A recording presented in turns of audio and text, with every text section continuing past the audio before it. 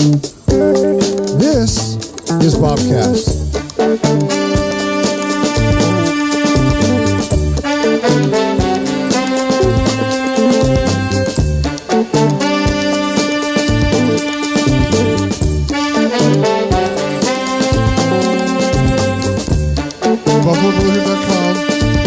BuffaloBrotherhood.com. Good evening, ladies and gentlemen. Welcome to episode 89 of the Buffalo Brotherhood podcast, the BOBcast. I'm Ryan. Alongside me, as always, is Mike. And across the table from him is Doug. And joining us for our second week in a row is our very special guest. You want to say your name? You want me to say your name? You go for it. Mr. Doug Pan is joining us today for I'm so excited about this show. Like, I don't even know where to get started at. I feel like I need a scrawl. Ready? Hey. What? A scroll? Hey. Like an entry scrawl. Is it scroll? Scroll. A scroll's a green thing. Yeah. Okay. Yeah. Did you Google it? Did you do the Google thing?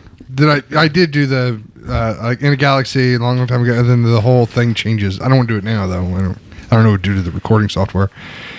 But anyway, this is the episode where we are going to lay down our final predictions for what is going to happen on December 17th, December 18th worldwide. The release and the return of my childhood is the way that I'm visualizing this. I'm going to assume that 1, 2, and 3 never happened. Star Wars Episode 7 comes out. And my kid is of the perfect age for it. Mm-hmm. And he's thrilled. And I'm thrilled. And Mike's thrilled. And Doug's thrilled. And Doug's thrilled. And everybody else is thrilled. And we're also thrilled. And I can't. Like I said, I don't even know where to go. I don't know where to go from here. Are you? Actually, I know where to go because I thought about what we're going to do. Sorry. I guess I don't know. I don't know how to top the enthusiasm that I'm feeling. You know what I mean? I feel it. Here, let me kill it a little bit. Okay, Ready? kill it for me. Let me kill it. I don't know if it's just because I'm noticing every single thing you can think of now has a Star Wars thing. True. Everything. Toilet paper. I'm not giving anything away here because she doesn't listen. She already knows anyways. I was in Kay's Jewelers the other day. They have Star Wars stuff in Kay's Jewelers. Yeah, they look really cool. The bracelets. Star Wars themed cosmetics. I asked Courtney to buy me one. They have Star Wars makeup now. She's like, you can't get that. That's for women. I'm like, so? I mean, buy me the bracelet. What's wrong with this, Mike? I feel like... Do you remember? I'm trying to like think the of a early movie. '80s when everything was Star Wars. Seemed like No, he was I was born born in in the that's true. mid-80s. That's true. So, but no, I do. I'm trying to think of the last movie that everything was everything. Everything was if episode everywhere. 1 would have been good, it would have been everything Star Wars. But what I'm trying to think, it worries me. I know it's going to be a good movie, but it worries me just a little bit on the merchandising side of it. Just a tad. Those are two separate things. There's just so much. It's just so the market is so flooded with just Star Wars stuff right now. I definitely see what you're saying, but it seems like all previous merchandising for anything affiliated with Star Wars was geared towards men or children, and I think this time they're trying to include the females. Everyone, yeah. Because I know a lot of girls that like Star Wars, but I'm not saying they're sitting around pouting because there's no Star Wars makeup. You're right. They have pushed really, really hard on the other 50% of the world population this time around, which is probably a good move since they make money too. I just don't see what you're talking about. It doesn't. If I was able to choose the world I live in, everything would have something Star Wars about it. So I have to say, some of the commercials have been fantastic. The Verizon one with Chewbacca and BB-8, hilarious. I like the one where the kid builds his R2-D2 and sends it over to the girl's house and has to ask out on the date. That's a good one. Yeah, just the fact that like these blue strips of paper that say Star Wars and tickets, like that represents so much. Like they can put that prop in like 12 different commercials. What's funny is that they go and they sell the licensing for Star Wars for every single thing you can think of. They pull a Spaceballs movie, situation here, but then they change it to where you can't write anything that isn't canon. Like the storylines all have to fit together, but you can put the name Star Wars on anything. Oh, I see what you're saying. Like the fact that I may have read every Star Wars book up to this date. Hundreds of books. Hundreds of books to this date. And now I'm supposed to not believe any of that. But the fact that BB-8 is on my Chex Mix bag is completely okay. Right. It's completely okay. Right. Now, here's one for you. What if they make a Star Wars Lego movie? Is that going to become canon? It would have to, wouldn't it? Well, they've got the Yoda Chronicles, right? Yeah, they kind of do have Lego. They do have a movie. I got 3 or 4. But do they? Have they made? I don't know. I would say, but they mix all of the Right. series. Well, yeah, the last Lego. But I'm saying, what if they just did a full blown just Star Wars? They do have those. There's like Yoda Chronicles. There's Is like it Legos? Padawan Strikes Back. Yeah. Yeah, but it's like a young Han Solo going through like Jedi Academy. Like it's not supposed to be canon at all. It's just imagine if you were a kid and you had a bunch of Legos and you were playing. what if scenarios, And they're funny too. They're I mean, very comedy. funny. Okay, well, let's get off right here right off the bat. Okay, go. Can I just say one more thing? Absolutely. To your point about Spaceballs, they might actually come out with Star Wars: The Flamethrower. Really? Well, they've got the flamethrower stormtrooper. That's true. I just want to throw that out there. Oh my god! Someone just had to do something with that. If not, get it on. What is that? Immigrant? Get it on Immigrant right now.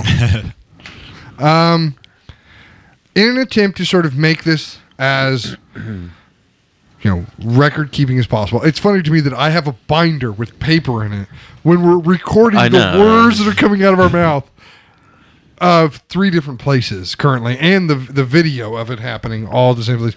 But I wanted to write it down, so I'm going to write it down. That's the teacher in you. Apparently, that's it. I wanted a binder that just said the Star Wars 7. With paper. Go back and listen to episode 88 if you're not sure. Hey, oh wait, I'm sorry, Doug. Did I rain on your parade? What? Were you going to give us some interesting factoids about the number's 89? 89? I don't know. I don't like to do it every episode. Then it's not special. Because who knows if you're going to get hugs and kisses and Nazi paraphernalia in the same number again. What I have done is I have created... That is true. I have created 20 different questions. Okay, gentlemen? Mike, I'm going to need your full attention. They're all true. I'm going to need your full attention. Yeah. Are they true? All true, false, or multiple choice? Yeah, just knock the camera Hopefully over. not short essay. No, actually, what I did is I tried to change the questions where there's essentially one answer you can give me. Okay. One answer that you can give me so I can jot down what it is. Now, we have to say this in the form of a question. If you want, it would only make it slightly more confusing, and I'll write it down as best I can. Do we have to raise our voice at the end of every even if it's not a question? Have you seen that? The recent lady. Yeah. I also saw there was a lady that got Alex Trebek to say Turd Ferguson. Yeah, I saw that. That was awesome. Yeah. The ballad of Turd Ferguson or something like that. That was hilarious. I'd lose a question for that. I think it was. She couldn't win. She had like $200 going into Final Jeopardy, so there was. She just went for broke. She's gonna be an internet star. Yeah. Okay, so here we go, gentlemen. The first 3 questions here that I'm going to propose to you don't have anything to do with the movie per se, or not the section of the movie, but just leading up to the movie. This is sort of to kick it off here. So number 1, trickiest question first. We all agree that this is going to be the largest movie of all time. There's no doubt, I think, within that. But the question here I ask you is by how much will it be the largest movie of all time? I'll give you a little factoid here to help out. Jurassic Park currently holds the weekend for the best weekend, or record for the best weekend, and it is sitting at $208.8 million revenue.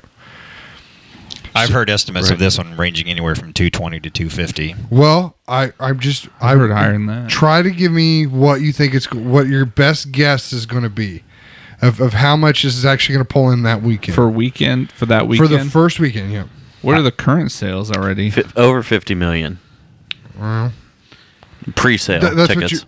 No, just the pre-sale. That's what's already sold. Okay. I'm going to say $255 million. I didn't think through how to write this. I got computers and microphones. What? Okay, so Hyatt. Are we talking worldwide? Well, the first weekend, that number there for Jurassic Park is domestic. Yeah. Okay. So we can just if we want to go worldwide, we go worldwide. No, if we want to go domestic, we'll just stick domestic. I'll play conservative. I know some people have been saying astronomical numbers, but my wife's estimate was 215, and my son's estimate was 538.5 million. I don't even know. I'm going with Noah. Okay, well, give me your number. I'm going to go higher. I'm going to go around 300. So 290, 302. I wrote 300. 300 with a little squiggly thing at the top. Approximately 300. 303.333. Repeating. No. Okay. So I got 303 million for you. Wait, give me. I said 255. Oh, I'm sorry. 255. I'm gonna go 240. 240. I know that might sound low, but he's going with the $1. I think around the 250 mark is probably a good bet. $1. I'm gonna. Is it like the Price is Right? I'm gonna go 304 just in case. And if you win, you win the showcase with the Star Wars cosmetics. Right. Exactly.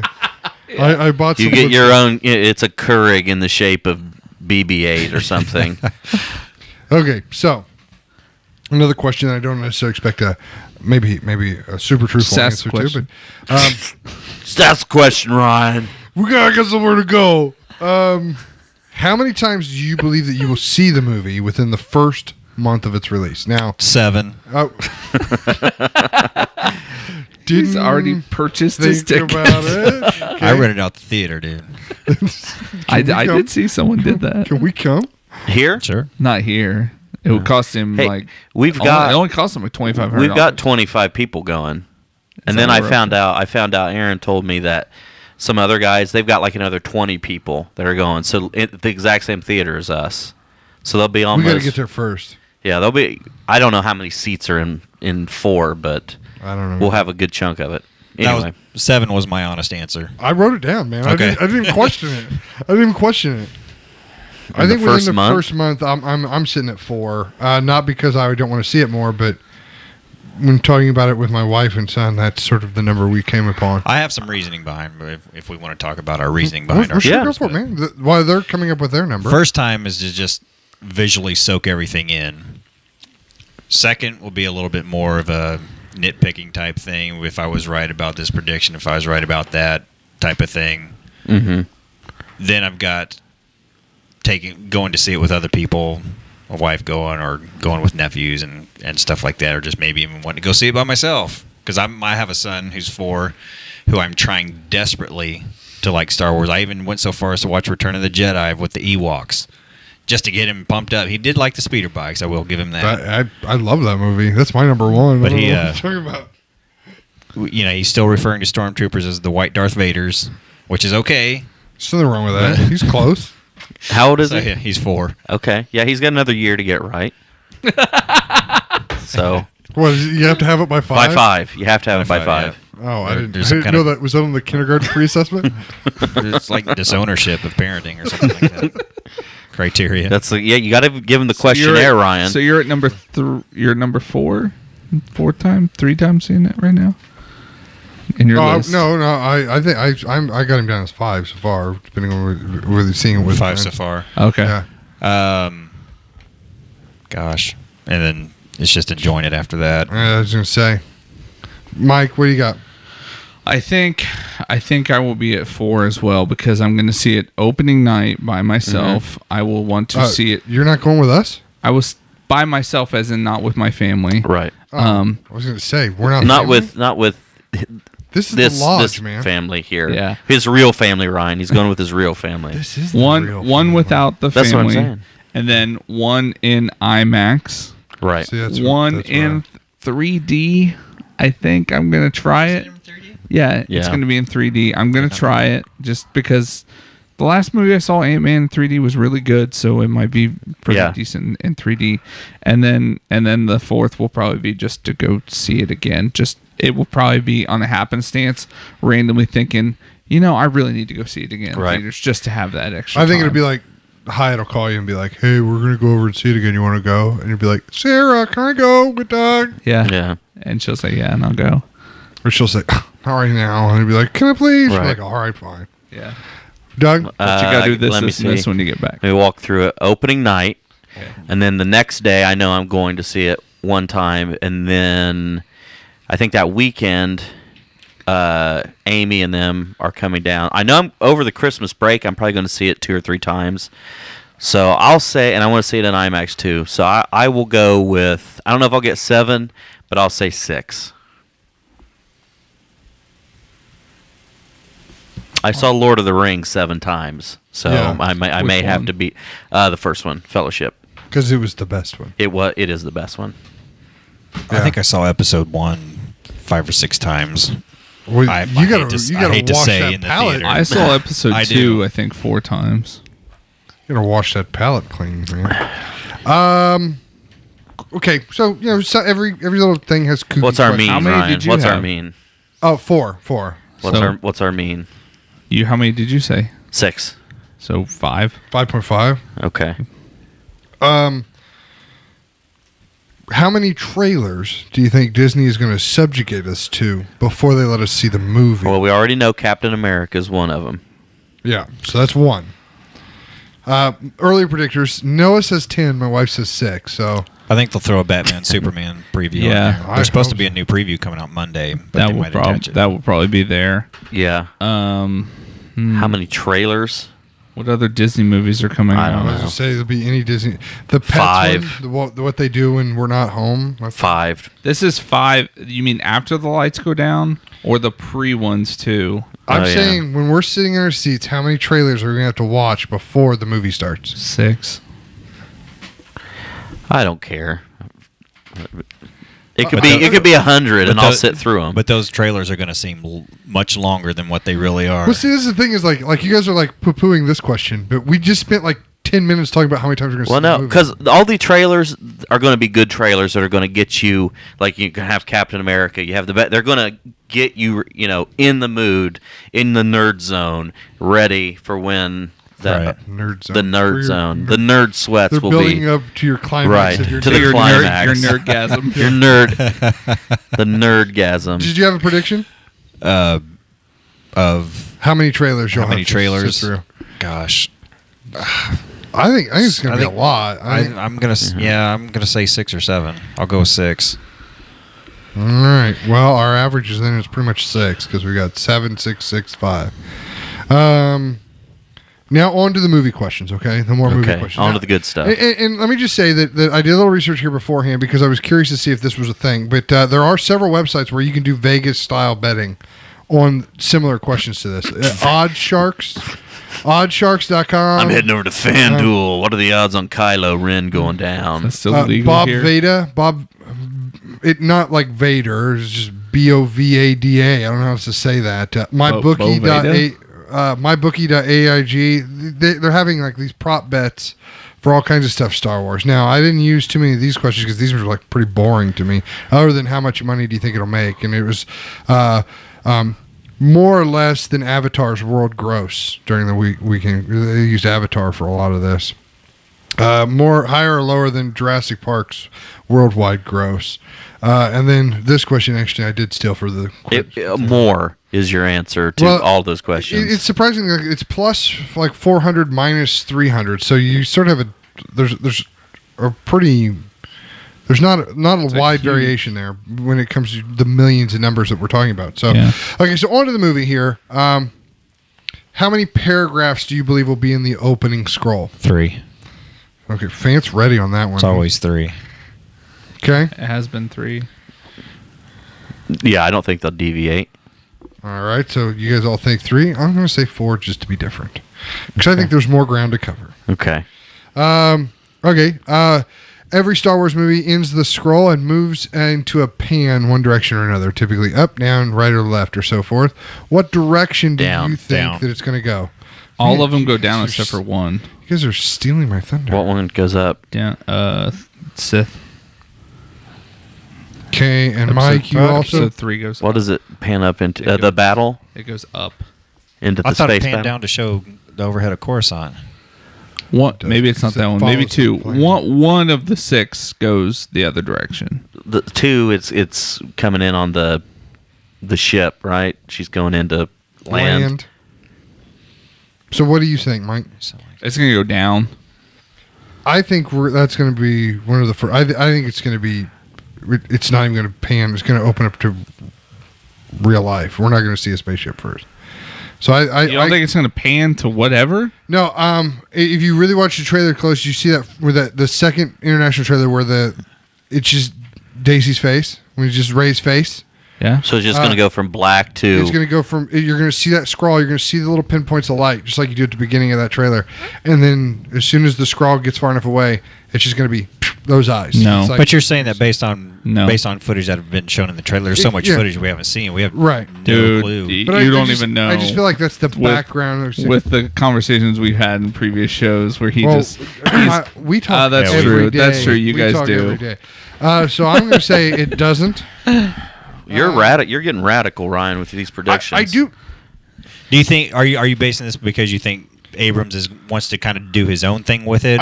Exactly. I think right away he wants to let us know that he's respecting tradition. We're going to get to LucasArts image. We're going to get the Disney scroll, whatever. We're not going to get the 20th Century Fox fanfare, Doug. I apologize, but we're going to get the a man Star can dream, Wars. Ryan. We're going to get the loud Star Wars. We're going to get the same text and the font and everything else, but then immediately he's going to let us know that this is different. And then he's going to pay tribute and pay homage throughout the movie. But I think it'd be an interesting choice to basically just be like, why can't it pan down to the ship on the ground? Because I don't think anybody's flying at first. I think we're going to start. No. Okay. It can pan down to the planet. I think it's going to pan down to the broken Jakku. fish, the broken. Broken fish? Did I say fish? Yes. So you're saying like we're going to look from deep space and we're going to do like 180 degrees all the way back down and then zoom into the planet? No, we're going to go I think down, it's going to go quicker than that. Shot, boom. That's why we're putting this all on record. That's great. Okay. It's great. Okay, you're wrong. Pan down. You don't know that I'm wrong yet. It's your right to be wrong. I will accept my being wrong when I'm wrong. Okay. Question number 6. Which OG character are we going to see first? And by OG, I'm just like, well, you know it. Chewie. But which character from the original are we going to see Chewie. first? So hold on, I got to make sure I get them in the right order. Chewie. Hyatt. Oh, just like it is around the table. Chewie. Okay. I'll say R2. No. Doug stole my answer. Okay, so you think R2, Chewie, which I'll go with Chewie too. I think that, yeah. I think it's C-3PO actually. What is it going to be? Just to expand on that, in what context do you think we'll see Chewie? On Jakku. Yeah. I think they'll either be Han and Chewie are trying to get the Falcon back in some fashion, and they somehow come across Rey. Chewie will lead whoever that is going to meet Han. Will lead them to Han. Like that'll be the situation. I don't know how, but that's how they will show those two. Yeah, and it's weird too because there's like the scene where Han's leading him up to the temple. Chewie's not there. There seems to be a couple of times when Chewie's not with Han. So I don't know how that plays out. Chewie might be captured at that point. Could be. Chewie won't be captured. Somebody else will be. I just think what we're going to get is we're going to get introduced to this new character, and then we're going to get a scene transition before crap hits the fan, I guess, and then I could totally see what you're saying. I just think we're going to have a transition before we get to that point. Now, hold on. So, do we get it if it's first scene is Han and Chewie? Do I win? If they're at the same time. I mean, if it's if it shoots to an inside of a ship and R2 and C-3PO are standing there together, I mean, you guys both win then, right? Yeah, but they're not going to be together. R2's with them. I mean, the ship starts blowing up and stuff. I mean, right. What are we going to do if Chewie and R2 are together, though? That's crazy. That's crazy. Yeah. It'd be like a Mounds chocolate bar. Both my family members, because they have nuts and some don't, right? Wait, Almond Joy has. I don't even want to take the time. The 20 minutes it's going to take you to explain that analogy. Next question. I just thought it was interesting that both my family quizzed independently both said Han with the first person, but I think your Chewie explanation sounds better. Question 7. Who will say, I've got a bad feeling? Wait, time out. You know what? Did you say R2? You're not Zach Morris. You might be right. You're not Zach Morris. Because the more I think about, I'm thinking less and less that the hand and the cloaked figure is Luke, and I'm wondering if it's not Poe. Doesn't lose his hand, and he's got R2 with the X-wing. Because I'm thinking Poe maybe gets into some serious shit at some point, and maybe gets a little roughed up. I was thinking BB-8 was in his X-wing. He is. He is later on at some point. At some point, no, I do. Yeah, I do. I don't know. That's just a wild guess. I'm thinking more and more that's not Luke. So, but anyway, you might be right with 3PO or with R2. So anyway, sorry. Continue, Ryan. No one can see what you're doing on the audio podcast, That's true. Ryan. I thought you had to tell me time in, because you're Zach Morris and can stop time when you time out. Okay, so do I need to reread the question? I'll reread the question just for prosperity's sake. Humor me. Who will say, "I've got a bad feeling"? Chewie. About this or wait. Translate that. I don't think it'll be any of the original cast that will. Hooray. I think it'll be Finn. Okay, I got a Finn. I got a Ray. I think it's a coin toss on those two. Is it Ray with an E or Y? R-E-Y, isn't it? Yeah. Last name to be determined. Yeah, well, there's a question about that. Ray. Yeah. I have a hard time because Finn was who I originally was predicting, but I gotta go with Finn. I think it's gonna be Finn. Well, if Ray is who we think she is, if she ends up being, well, we're not there yet. We don't want to talk about the movie we're talking about, right? Because we haven't said that 15 times already in the past year. Shh, we don't want them to know. Question number 8. This is an over-under question. There were some questions I wanted to ask, but I didn't want to have super long, lengthy questions, so I just sort of picked one that I thought would be interesting. So, due to the footage that we have and the relationship that you may or not be speculating about Kylo Ren and so forth, is what do you think the number of times will be that we see Vader's helmet in any incarnation? Not Kylo's helmet built in Vader's image, but either the burnt image or the being discovered or any sort of flashback of Vader and so forth. The number of times that we will see Vader's helmet. I set the over-under at 3. So do you believe that we will see Vader's helmet more than 3 times or less than 3 times? I'm going to say less, but only by 1. I think we'll see his helmet in the footage that we've seen in the trailers, but I think it'll be in a background, almost like it's on display. You know, if you have a scene where Kylo Ren's talking with Supreme Leader Snoke, it might be on display that you see it in the background. I don't think it'll be a prominent in the story at that point, but I think it's just something you'll see in the background. I'm excited to talk about Snoke later too when we get done with these little questions. Right. Did you see the article from Vanity? Oh man, it gives a little more information on Snoke and maybe even some little plot information. But let's wait till our predictions are done. Mike, more or less than 3. What, can I pick 3? 3 or less, or more than 3. 3 or less, or more than 3. So you think 3 times? I'll just write 3. I think it's 3. Doug? 3 or less. Under or 3? My gut told me 2 to begin with, so I'll go with my gut. Under. Okay. So sort of talking about when we may or may not see Vader's helmet. Question 9 is, and there's been some speculation and maybe some confirmation of the rumors out there regardless, but yes or no? Will Episode 7 contain a flashback? I say yes, just based on the fact that they came out with the figure of Bespin Luke. I think yes. I've said that now for a few different times. And I that's why I honestly included the question, because we've had a lot of... I was always naysaying that we've never had a flashback before, we wouldn't get it, but I've sort of come back around. I'm also I think that might be where JJ expresses himself a little bit in a flashback scene. Sort of maybe changes the original... Right. He did it in Star Trek. Well, so he killed Spock. And the flashback may not even contain major characters. It might be who discovers Luke Skywalker, who discovers the lightsaber. It's a flashback to Bespin, but not necessarily a flashback to Luke and Vader, going at it or anything like that. Because that's something in the Star Wars community, that people have talked about getting resolved is, Vader controls that, and that's his lightsaber. So, and with attached to his son's hand. So one way or the other, he would probably try to get his saber and maybe some Luke DNA. Right. Yes. Okay, so we got 4 yeses from the guest and the host, and 2 no's from my family. That'd be interesting. Question number 10. Speaking of Luke, speaking of Luke, how long is he in the movie? Now, this is a big like total running time, or when he comes in. I did an over and under here, and I set it specifically low because I feel like if the answer is none, then we say under. But if you think that if it's just going to be a little bit, then what it is. I set the over under at 4 minutes.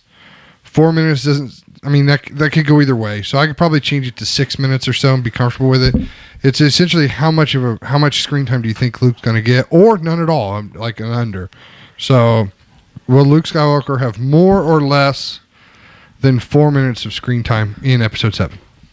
More. Okay, we got more and more. Did you answer more as well? Are you thinking about it? I'm thinking about it, but I'm thinking it'll be more as well. I'm less, but I will give you an M. Okay. And I think, like I said, but 4 minutes was I wanted to make it a fairly short amount of time, but I'm thinking like, is anybody thinking it's like 6 minutes? I'm thinking 7 to 10.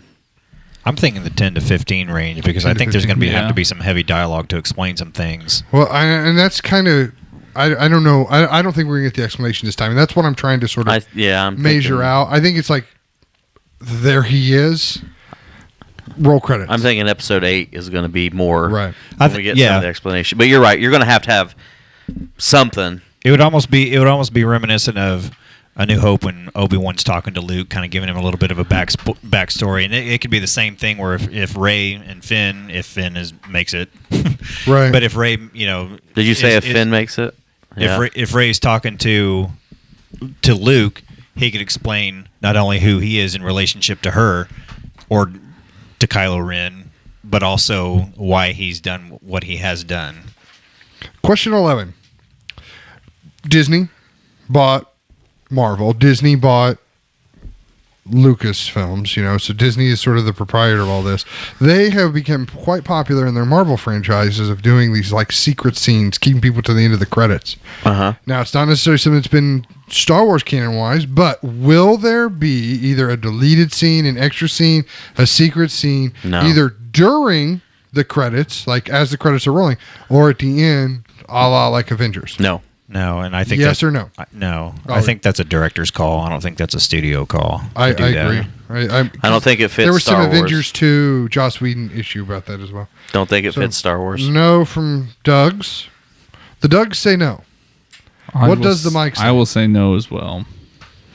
They make a good. To be contrary, I'll say yes because I could see almost like the little droid interaction, droid humor not fitting anyplace else, but just sort of throwing it at the end, or like even as like classy as like a BB-8, just sort of buy toys and roll across the screen. I mean, I'd love it if that happened in a way. Part of me would love it, but part of me would say it's just not Star Wars. I'm gonna say no, but I'm gonna wait just in case. Oh, well, yeah, you're gonna sit through the whole thing. Okay, well, great. That's a good question. I think I did good on that one. Okay, the next 2 questions here deal with Starkiller Base in general. Now, Starkiller is a callback to the original Luke. Right. It wasn't Skywalker, it was Starkiller. I don't know if Anakin was ever Anakin Starkiller. I don't know how that would have played. It would played have out. to be. Yeah, but I don't know when he wrote the stories if he actually ever wrote Anakin. I think Anakin actually came after Luke when he was writing it. But technically it would be. Okay, anyway, Starkiller. We've seen pictures of it on the poster. We've seen images of the super weapon. I think, I don't know, maybe we all agree or not. I don't want to say that, but at least what I see, what looks like the super weapon firing in the distance. So we kind of know that it's a super weapon, or at least assume that it's fired at least once. Now, this is another over-under again. Will we see the super weapon fire over, more than, or less than? And I set this kind of a high number because it's going to kind of depend on what sort of battle this thing is involved in. 3. Over or under 3? Over or under 3? I think 2. Okay, so that would be... I think 1 is a test, and 1 is in test to show the power, and then 1 in usage. I'll say 2 as well. That was in the original Star Wars. Was it 2 or just the 1? It was just Alderaan. You saw it once. You saw the demonstration and getting ready to fire on. Yeah. They pulled the lever right as it exploded. Right. So under. Now, to me, it's going to depend on the answer to the next question. I also agree that it's under.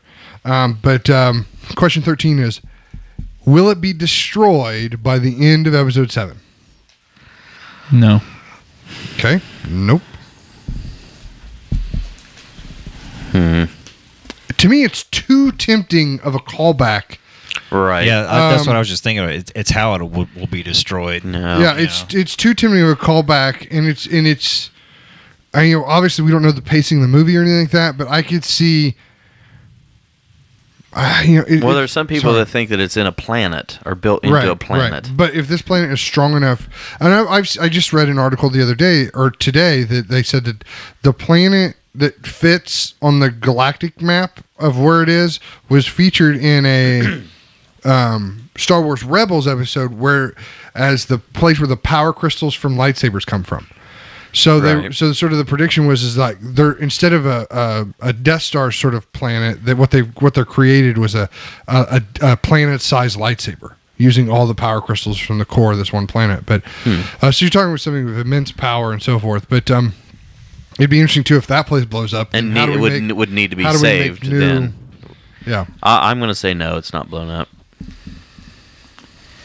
I'm still questioning what power it possesses, because Abrams has talked about it's definitely a throwback to the Death Star, but it's more powerful, right? As capability wise, and what the Death Star was capable of, and it's like, how do you get more capable than blowing up an entire planet? You blow up a galaxy, star. You blow up the star that the or planet not a galaxy, orbits. a solar system. Yeah, I don't know though. I don't know. So you want to leave it undecided here? You want to? I said under. Oh, no. Do you think that it will be destroyed by the end of will it be episode 2? destroyed? Yes. You and I agree. See, we got the East and West connection on this table. Again, I think that's not a confident yes, though. Destroyed or rendered. I think it's going. When you say destroy, you mean boom. It's going to blow up like the Death Star. I think it's too much of a mirror of the first. I don't think so. Well, the only reason I say yes, and I'll just base this off something very weak, is because I've read that the General Hux and Kylo Ren are both kind of competing for power. I was just looking at General Hux. So it could be something where it would be General Hux's fault. Eliminate Hux from the equation. Yeah, I could see that. That'd be interesting. I don't know. I just picture use the Force almost complete mirror. I don't know. We'll see. Question 14. I'm leaving the realm of the movie now and sort of moving to more ancillaries towards the end of the film sort of things. But will Star Wars Episode 7 receive any major love when it comes to award season? Oscar buzz, Oscar nods, Best Picture, Best Soundtrack, Best Director, Best Actor. I think it would. Yeah. Best sound design. I think it'll get best sound. It might get and I understand there's a lot to Friday awards. You know what I mean? A lot of awards, a lot of technical awards that they give Friday. But I'm saying the night of the show will there be? I think it'll win. Kathleen Kennedy and J.J. Abrams accepting something. It might get cinematography. I think maybe what they're going to give a lens flare an award, an Academy Award. It probably won't get Best Picture. It won't get Best Picture. I'm trying to think of what else even came out this year that. I'm just thinking that the typical resistance to a fantasy sci-fi movie. Are we talking about the Oscars here? We're talking about the Oscars. Okay. I guess we could talk about Golden Globes if you want, but I don't think it'll get Best Picture. I don't think it'll get Best Director. I think you consider the fact that what else has come out this year is minimal. Well, you've got The Revenant, which just came out. That's supposed to be amazing with Leo DiCaprio. Oh, that does look awesome. So, and then there's this new Trumbo. Yeah, but I've heard some people panning it too. Really? So I don't know. Great cast. I don't think you'll get any sort of best actors or anything like that out of it. But you don't think Well, hold on. It'll depend on another question, I guess. I mean, Academy Award. You might get some sort. What do they have? Some sort of cast in the Golden Globes, like some sort of cast they have award. best ensemble or something Like that. And I don't necessarily mean they have to win. I'm just saying, are they going to get any love at all? Nominated? They might get nominated for one of the top awards. So, and I would say for Doug Hyatt, that's a yes. Maybe best director. For Mikey, that's a yes. I'm going to say yes, but only on the technical side. I don't think it's going to be for. And best musical score, John Williams, possibly. Cinematography, sound. Yeah. Okay, and ILM does all the special effects for everything anyway, so I don't think they get special effects. I wrote down Friday for you as well. This is what I did my wife as well. Yes, they're going to get Friday awards. Yeah, that really stinks because as bad as the prequels were, I really think Ian McDiarmid did an outstanding job acting in Episode 3. I really think he was nominated. Him and Ewan McGregor in episode as Obi-Wan, not in episode 1, but in episode 2 and 3, they are the best part of the prequels. I agree. Especially Ian McDiarmid as the Emperor. He made episode 3.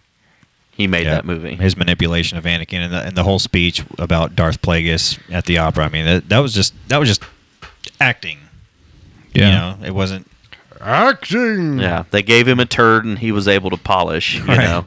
So, question 15, last one about the movie, sort of as an ancillary thing, is over or under, okay? Another over and under question. How many times will the phrase, "May the Force be with you," be uttered? Over or under 5? You think I'm going to say 1, and it's going to be said by Luke. Under. That's true. It's gone. I mean, there's only going to be... and you know, but there's that one spot in the trailer where you see Poe and Finn, they sort of cross. I feel like I can read his lips, and I feel like he's like... and I don't want to... May the Force be with that's you. Earlier. And then Finn's that's too early in the movie. And Finn's like, I have no idea how to respond to that. So. And I don't want to sound too nerdy, but in the original trilogy, it started losing its meaning because... Originally, May the Force be with you was said from Jedi to Jedi. Then you get to Return of the Jedi, the Battle of Endor, and Akbar's spouting it off to everybody. Right. May the Force be with us. It's like, well, if you're not a Jedi, what's it going to do for you? Akbar. Yeah. It became... That's a trap. Yeah. It just became so popular. Right. Outside of the movies that I think they just had to generalize it for everything. You're probably I could see that, and they wanted it there. Well, and they're going to follow that. It became a hope, though. I guess for the Rebellion 2, they had the Last Jedi on their side, so they're clinging. They're still clinging. They are going up against the Galactic Empire, so I guess so is that an over 5? Oh, less than 5. So did I make my bet too high? I think you made it too high. I think you should have said 3. Yeah, 3 or less. Well, we can change it if you want to change it. Want to change it? The only people I could see uttering it would be possibly Leia and possibly... The 3 characters would be Luke, Leia, and Han would be the 3 characters. That's a good point. I changed it to 3. I changed it to 3. I think... That doesn't change your I'm going to say 2. So that's still under. Under. It'll be, I think, Luke and maybe possibly Leia or Han. See that with a stronger. Han might say it now that he believes in it. See, for me, that would be for Han would be the most impactful because he made the total conversion. And but we know that it's no more a hokey religion, right? It's all true. So but he even says it to Luke. He says it to Luke right before they fly towards the Death Star. Yeah. I'm gonna say under. Yeah, because you got to remember, something has happened, and the galaxy's had a collective, mind wipe. But I feel like those that are in the Resistance Order 66 still happened. know. Still know. Don't talk about that. Okay, so the next 5 questions I picked are sort of some theory questions or some spoilery or some out on the limb the questions. Next how many? Next 5. I did 20 total. Are these the final 5? These are the final 5. I'm sorry. Am I taking too much time, Doug? No. Question 16. Will there be a child, or more than one child, of a Solo and a Skywalker in this movie? Yes or no? Are they Solo and or Solo or? Solo and sort of Skywalker. Basically, what I'm getting at is, do you follow the theory or the thought process that Kylo and Daisy are the children of Leia and Han? Or do you believe one or the other is the child of Leia and Han? Or do you believe one or the other is a child from Luke Skywalker? Or do you believe that the generation of cast members that are coming up, or maybe Poe Dameron is their kid? I don't know. If you believe that one of them is a child, then yes, there would be a child of a Solo or a Skywalker in this movie. So one. You say yes, one. Can I? Do you mind if you tell me what your thought process is there? Originally, I was heading towards Rey being the child, but then the more I thought about it, I think it's going to be Kylo Ren. I wrote Kylo before you said Kylo. Yeah, because I think what's going to happen is that he is going to be the child of them. They know it, and they know that this is the problem. He's looking, and that's the reason he loves the Vader helmet, is because that's his grandfather, and he's the bad guy now with the situation with Vader. And Luke, not in this movie, but in the next movie, his point will be to come back and try to turn him to the good side of the Force. Light side, good side. Wrong way in, or you still mulling it over? It's hard when you. Are we going to include children of Calrissian too, or if you want to if you want to go Mace Windu or Calrissian? I think Windu. No, hey, that's out there. There's a theory that Finn's a descendant of Mace Windu. That doesn't. It doesn't feel like a Jedi thing. That doesn't work by age. A descendant, not a child. Descendant. Okay. But he's his cousin's grandkid. His cousin's grandkid. I'm still gonna say I'm still gonna go with the twin theory. I'm gonna say Rey and Kylo Ren are the twins, and I think there's a hint of that in the poster with the positioning of his lightsaber and her staff, that they're equally parallel.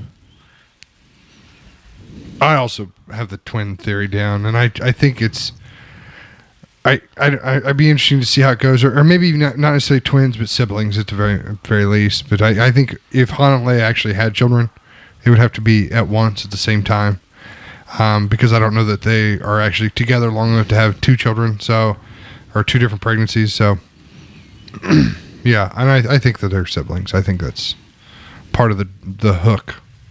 Yeah. So I'm with you on that. But Doug, like I said all along, I don't think that Luke has any kids. I do not see that. I think that they are. Yeah, I think that it's Rey and Kylo who are related. They'd have to be. They'd have to be. Siblings, they'd have to be twin. I think twins. I don't know. Okay. Noah agrees with you. My wife believes that they're siblings, and then the three of us believe in twins. So, because I think you're right, there is the symbology of the staff and the saber. So my whole thing is trying to figure out who actually has the nascent Force in them. And see, I think it's her. I think he's trying really hard to be a Jedi, but I think she has it instinctively, but she just doesn't realize it yet. That's what I'm thinking too. Is he's the seeker, and he wants it so bad. And he's getting hoodwinked by Snoke, and he's at most maybe Force sensitive, or is just really really good with a lightsaber. And I think part of that of what goes along with that theory is his lightsaber isn't fully formed. Right. The blade is still kind of wishy-washy a little bit. It's not a true blade of a lightsaber. Right. So I'll go out and say they're twins. Question 17. Will Han Solo ever utter the line, "I am your father"? I think it'd be too corny now. You think too corny? Yeah. No.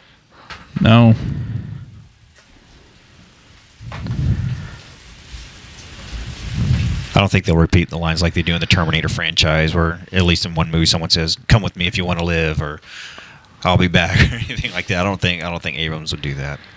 Well, I just didn't know if there would be. Well, that's fine. I accept it. I also think if he lives, he might say it. See, my whole thing is question 18. Who, if any, will die in this movie? Do you want our top? I don't want like 3,000 stormtroopers. No. I want who do you think is going to die? Who are our top candidates for death? Yes. For me, it's going to be one of two people. It's either going to be Finn or Han. And they may not even die. They may just get very badly injured. Frozen in carbonite. But it would have to be someone that she spent, a good amount of time with to be crying over whoever it is. I still think that is going to be Max von Sydow's character. I still think that this guy's going to be some sort of mentor or something to her, is what I'm thinking. Well, the thing that makes me either think it's Finn or Han, one of the things is it's at night, which is when when Kylo Ren approaches them on the snowy planet at night. Right. So it'd be kind of consistent with that as well. Is it on a snowy planet though? I guess you can't really tell, but it's in a wooded area. I think. See, my two top candidates now are Finn is my number one, and actually Kylo is number two, because I'm starting to think that Kylo may not. I think that Snoke is the real villain here. I think Kylo is his pawn, and I think that you're going to see the rise because of the conflict between the First Order and the offshoot of that, who are the Knights of Ren, who I think are Snoke's toys. I think Kylo could possibly die, and you see the rise of Phasma as the Vader enforcer on the First Order side. Because I think they've underplayed her. You see her there; she's got the cloak, she's got the black cloak. To me, she's more of the Vader in this than Kylo is, because Vader in the first Star Wars movie was the robotic enforcer, and that's the tone that she takes to me, is the silent, ever moving forward, unstoppable enforcer of the First Order. So I know it's kind of so I have you down as Max von Sydow, Finn, and Kylo all dying in this movie. No, I'm just giving an order of who I think might die. I just want to know what I'm writing down. I think Max von Sydow's character is going to die, then it's either going to be Finn or Kylo. One or the other. One or the other, not both. Okay. Because I know JJ wants to have the black male. That was one of his things. He wanted to have a strong black male lead. So, but whether or not he makes it through this movie, just the way that he's acting, he acts to me like a person that he's a one movie person. He's so grateful and so excited. It just strikes a tone to me that he knows that this is his one shot, and he's so super thankful that he gets this main lead for this movie. So and you said Finn or Han or both, or how did you? Yeah, it was Finn or Han. Okay, Finn or Mike. Han or I don't know. I think it's Han. I do too. Whoever's got the jacket. I think it's Han. I just think that it follows the story arc that I want to see, and it seems to follow what I'm sort of expecting when it comes to. I hope it's not Han, because you know why? I personally would like to see Han and Leia die together. I put Leia as my second one. That's what I'd like to see. Something's happened, and I think they're going to come back together, and they're going to go through stuff together for maybe another movie, and then they sacrifice themselves together to save something, to push the storyline along, and I'd like to see them go out together. That's so sad. I know. What? It's very Shakespearean. That's right. I still think it's Han. Okay. Question 19. He's getting all deep. You're like, it's Han. All right. It's Han. Is okay? And there's a big Snoke sort of theories out there. Is Snoke Plagueis? Right. Is Snoke? Now there's been a lot of release here about Snoke here recently. One, a lot of comments about how he is the one who is manipulating Kylo Ren. And there's also been things about where Andy Serkis is talking about how his character is weak and feeble and large, very, very large and sort of unable to take care of himself. And that's maybe where obviously non-human. Yeah, non-human. Maybe some of the reasons why the Knights of Ren are so important to him. Is he Darth Plagueis? And then you watch the most recent trailer that came out, or the TV spot that came out. It is a conversation between Kylo and Darth Plagueis. It's at least cut to sound that way. Yeah, it is a conversation between the two. It sounds very foreboding, and it almost makes Kylo out to be a hero. When you're watching the trailer, it's very interesting to see like he's getting his orders and so we don't know what Max von Sydow's character is, right? We think that he's on Jakar with Jakku with he's kind of Rey's mentor type of thing. Yeah, and apparently they've been together since she was 5. we read the little spoilers in the kids' books. He put some sort of hidden message in BB-8. And BB-8 actually has a mission in this movie too. He's not just like a random droid, right? He kind of fits the Plagueis kind of face, though. And that's what a lot of people have said. But I think the Plagueis theory is a strong theory. Yeah, it's the strongest one that I've heard. But why would he wait so long to come back? Well, it doesn't really. I mean, we don't know how long he's really waited.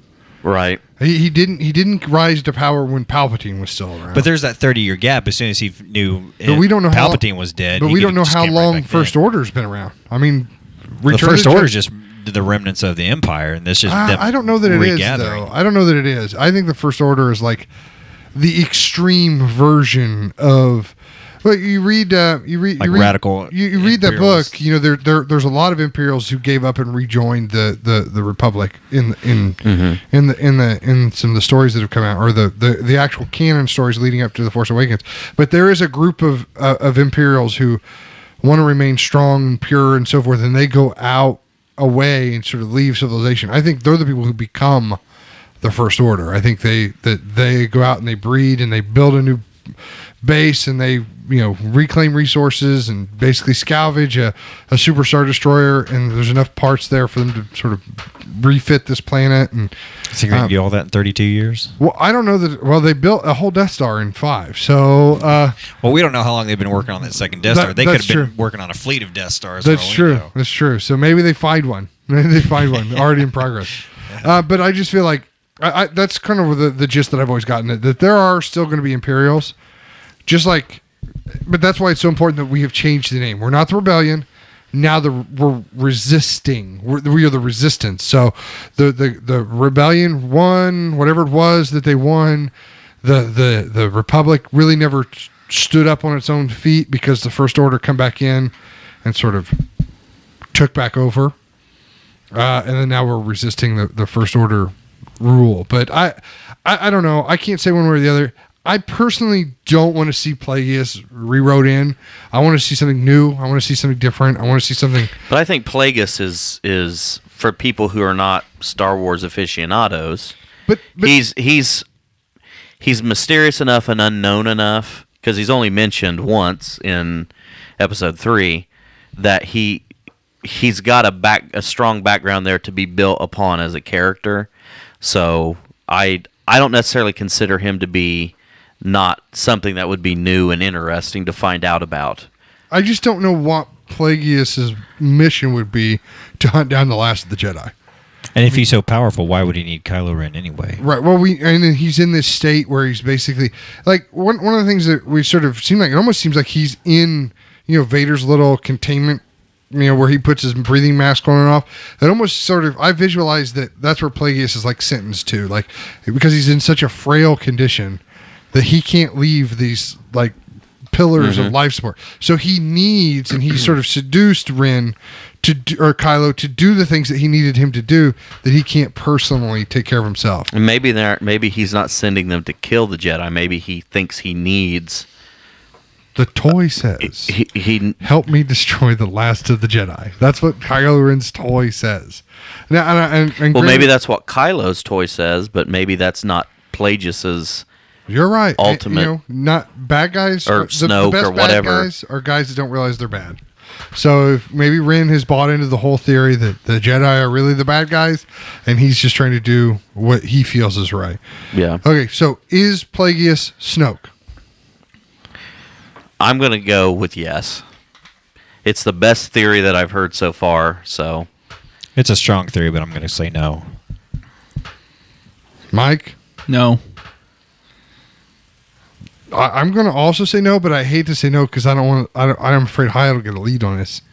If he's the one who gets this one right, I'm just because it's the strongest theory, and the staff has played such a pivotal role that some people are saying, is as lightsaber. I don't know. If it's not Plagueis, I won't care. They'll come up with a good villain regardless. Question 20, the last one, and then hopefully, we're in an hour now, but I still want to talk about the actual movie.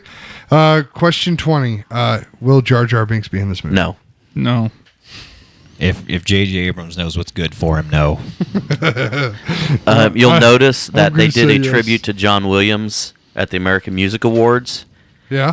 And they had footage playing behind while they were doing the 5-minute musical tribute, and there was not a single shot of any of the prequel movies. Really? Nope. They all came from the original trilogy and then Episode 7. Interesting. John so Williams. there. No. There's not going to be any. There's not going to be anything. I don't even know if you'll see a planet or anything like that But even reference from the Plagueis comes from there. Yeah. Okay. All right. So only because thank you so much for bearing with us. Only because let me finish the okay. Only because you have a remnant tie-in to the light side of the Force through Luke. I feel that you need to have some kind of remnant tie-in to the dark side. And Vader's not good enough for you? Vader's dead. But he's going to be through this whole movie, dude. Artifacts of him, but I'm talking about a living remnant of the dark side. So I think Plagueis is the strongest. He would be the strongest candidate for that. Sounds great. With the whole ability to live forever, resurrect the dead or whatever. So anyway, obviously, and then a big part of this here is, and those we all had the same 20 questions, we all had the same answers, or we all had an opportunity to have the same answers or whatever. But this is going to separate, I think, the men from the boys, gentlemen, or the girls from the guys, or the boys from the I don't know, the Jedi's from the Sith. What's the thing that's going to blow your mind? What's the thing you hope you see that's going to blow your mind? I don't. Luke. Oh, well, that was quick, Doug. I thought there was going to be more exposition than that. Luke's just Luke. Yeah, because I want to see the Last Jedi show up at the critical moment, and I want to see some ass whooping. I don't think we'll have that critical moment. I think that's going to be our cliffhanger. I think Luke will be the cliffhanger, and I think we won't have that moment of relief from him kind of thing. I would kind of think that a cliffhanger would be Luke will engage in some kind of battle, maybe lightsaber or otherwise, or be part of a bigger battle, and then you see Kylo Ren escape. I think it'd be that type of a cliffhanger. Or he kills him. Yeah. I don't think Luke can kill him. Because I think Luke couldn't kill Vader. Luke couldn't kill Palpatine. Luke could have killed Vader. He didn't want to kill Vader. No, he couldn't kill Vader. Luke has to be the impeachable one. He has to be the one who refuses to fall towards the dark side. But what I'm saying, he could have. He then he would have become Vader. I know, but I'm him saying down with all of his hatred. Physically, he could have. He could have done it if he wanted to, but he didn't. He chose not to. Would have made him dark. Exactly. So I don't think he's going to show up in this movie and just be like Ren's head. No, I don't think that that's how it would be. But what if he senses that his father was redeemable? What if he senses that unfortunately Kylo has been ingrained and brainwashed his entire life, and there's no coming back? This is his nephew. I have something to piggyback on that. Okay, and that is everything I've read about Leia's character. First of all, she's General Leia now, right? But that she's having some sort of internal conflict in this movie.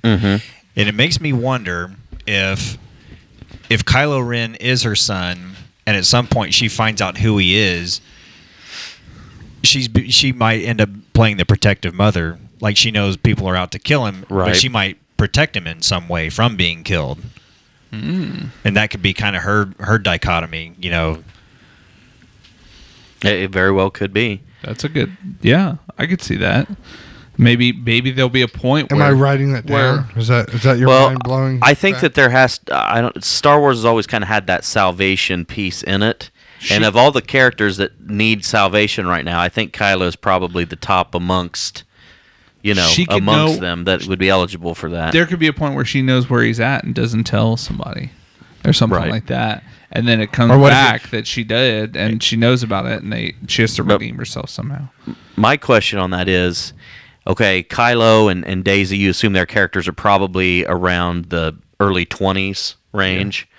Yeah. So I don't think they're going to go with the whole, siblings separated at birth kind of a thing.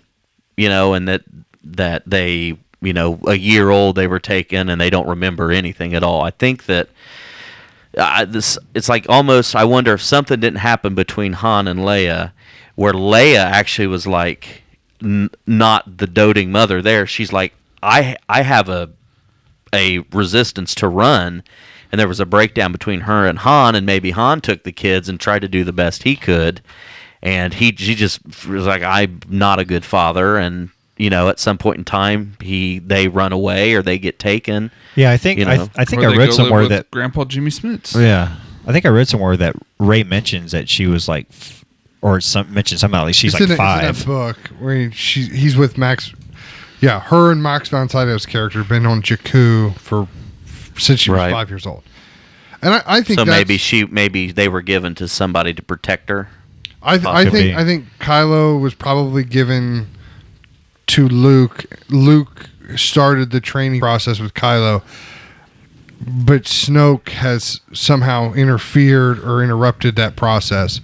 Luke is with only Kylo and not Rey. Well, I don't know that. I know that I wrote down that they're twins, but I do think there could be a bit of an age difference between the two. Possibly. So like maybe they both sort of like they were given to an Obi-Wan like figure. Some retired, clone trooper or something that's going to live forever. This Max von Sydow character to protect them and keep them sort of isolated away from the government, right? Because she does have a war to fight. Well, she has a war to fight. That would make sense though if Kylo was maybe 4 or 5 years older. Right. They send him to Luke to begin the training. Either Kylo goes rogue or Snoke. His transport shuttle was destroyed or whatever, and he is presumed dead for all ages, and that would have kept maybe Luke from training Rey because he couldn't protect Kylo or something to that effect. Or if Kylo is innately bad and goes. See, I really have a hard time with that, mainly just because it talks about how Snoke has manipulated Kylo, right? And Snoke has sort of waved the dark side in front of his face, and we saw how quickly, if it was acted well, we saw how quickly Anakin Skywalker was able to go from basically being the number one Jedi to the Darth Vader. Yeah, but I don't think as bad as the prequels were, you never got the sense that Anakin was a Jedi, though. I never got that sense. You could always tell this guy's flawed from the beginning. But I mean, the same thing could have happened. Which doesn't make any sense because when he's a kid, he's clearly, he's selfless and giving, and then all of a sudden he's a whiny brat when he's in episode 2. So regardless, I do have another question about Leia too. Okay. And that is, since Return of the Jedi, has she learned to use any of her Jedi powers? I think so. And will she display them in this movie? Because there is a short scene where you see, I'm assuming it's Leia that Rey's handing the lightsaber to, because it's definitely, I don't want to say definitely, but it looks like it's 2 women's hands. Is that Rey handing over the lightsaber to Leia? And I'm not saying she'd use the lightsaber, but I don't know that she's been trained in combat tactics, but I wouldn't be surprised if Luke has given her some kind of training to at least meditative type abilities, nurturing, protective type abilities that Leia. She could probably would pick have. up her coffee cup and bring it to her from across the room. No, I'm going to go the She other can direction. refill coffee from her. I'm going to go the other direction. I'm going to say no. I just don't think that that's something that would have been necessarily a priority, especially if we're sort of looking at the timeline and what we're thinking. She's never had a time of peace or a time of, where she would put that as a priority. Right. If she does have kids, I mean, immediately after sort of winning this giant battle, we're trying to form a brand new government, and she's going to be pregnant, and the First Order is going to come back in and destroy everything we just built. I just that's why I'm saying if she does have force ability, if she's honed it at all, it's minor, like being able to understand meditative states. Okay, she's gonna pick up a piece of fruit. I'm working. Send it over to Han. I'm working 20. I have to work 20 hours a day. I can use the force to help replenish, my energy. But that's knowing what we know about the Force and what it means to be uncompleted in your training and how dangerous that puts you in a position of, because it's easy, because it's the discipline in the Force that keeps you on the light side. If you're taking the easy path, that leads to the dark side. That leads to the power. That leads to the seduction. I think if I'm Luke, who obviously I'm not, but if I'm Luke and I know, right? Sorry, you lied to me. Sorry, but if I'm Luke, I'm a Zen master in the Jedi arts. I look at my sister and I'm like, "Are you going to commit?" And if she says no, then I'm not going to open that door. That's kind of the pot calling the kettle black there. If Luke's lecturing Leia on taking the quick and easy path. But you see what I'm saying, though? Look, I was with Yoda, for a week. And I took a 31-day crash course. Yeah, I got Jedi for Dummies. Okay, so. But I'm just saying. No, I get what you're saying. I had to go save my friends. Right. Well, do you also think that the stories that have been passed down about the Jedi and all that kind of stuff and everything that went down? Do you think stories were passed down that Leia is related to Luke, and could that possibly be her struggle? That if somewhere down the road, if Snoke knows and he releases that information to Kylo Ren or anyone else in the First Order, then they would be personally hunting down Leia as well. See, I think her having any connection with Jedi puts her in a position that she doesn't need to be in, and that would be the strongest argument against it. Is she knows that she doesn't want to be tempted because by that information has probably never been given out. Well, the only people that she might be going by Leia Organa still. The only people that we know who know that they're brother and sister is Han, Chewie. I mean, the only person I know is Chewie was there. Yeah. Was Chewie there when she told Han? Chewie knows. She told Han. Let's just say. So anything that Han knows, Chewie knows. Yeah, they know. Yeah. Well, yeah, when they're sleeping in R2. the bed. R2 knows. It's in the database. So that means C-3PO probably knows. Right, if C-3PO knows, everybody knows. Right, yeah. That's true. Yeah. He's not. But I mean, it might. C-3PO. It's not common knowledge that they're. It is related. weird to me though, as a family member, hey, we just found out we're brother and sister, and that's great, and millions of stars and 1,000 possibilities had to work exactly this way for us both to be here right now. It's nice seeing you, brother. See you later. Goodbye. I'll see you in 30 years when we make a reboot. I don't think that's her that did that. I think that's him. See you at the holiday special. What a jerk. He goes into seclusion. See you at Life Day. We'll meet at Kashak for Life Day. He goes into exclusion and separates himself. Yeah, well, there's lots of theories of why that could have happened, though. Really, but I don't think she has any training either because I don't think they taught. Okay, but Luke was a symbol of hope to the rebellion. He was. We have the last Jedi on our side, and as soon as he showed up, we started winning. That's right. So because he pegged that Womp Rat from his T-16. He blew up the Death Star. He killed. Well, whether or not they publicized, but he got out, and the Emperor died, and the second Death Star blew up. So, yeah, there's only 3 people in the whole entire galaxy that can say that. It's like him, Wedge Antilles, and one other guy that they haven't named yet.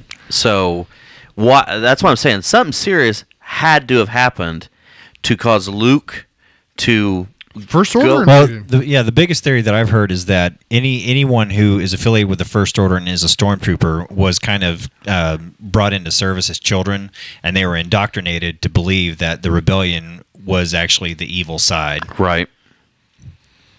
And basically shoot to kill. Well, that's there's been a lot of sort of talk about how that's the awakening that Finn goes through. He doesn't go through a Force awakening. He goes through like my whole entire world is a lie awakening. I'm thinking now, not to interrupt, but I'm thinking now, But he's going to. Yeah, I'm sorry. I don't think, I've been waffling, but now I'm starting to think, I don't know that Finn is a Force user. I think now the footage we've seen of he's them. He's not very good at that lightsaber. I don't think he's a Force user. I think he's somebody that's gone through Stormtrooper training and now Stormtrooper 101, which you remember originally in the original artwork, Stormtroopers had lightsabers and that got taken out. And now I think they're resurrecting the idea that these are the elite of the elite, and they're going to be trained in every possible scenario, and they're going to have these weapons that can at least, if I'm by myself, I can last long enough against a Jedi until my platoon gets there to take him out. So I'm thinking more and more, when you see him fight, he knows how to use that lightsaber, but he's not a Force user. He knows how to use that lightsaber like I would know how to use right. Not like how I would know, but like how like a person like your brother would know how to use a long sword or something like that. If you're a fighter, if you're a warrior, like an AR-15. Yeah, you know how to load it and shoot it, but you don't really know how to use it like a trained Marine would. Because you see enough of the snippets of trailers now that you see when that particular stormtrooper whips out that like electro staff.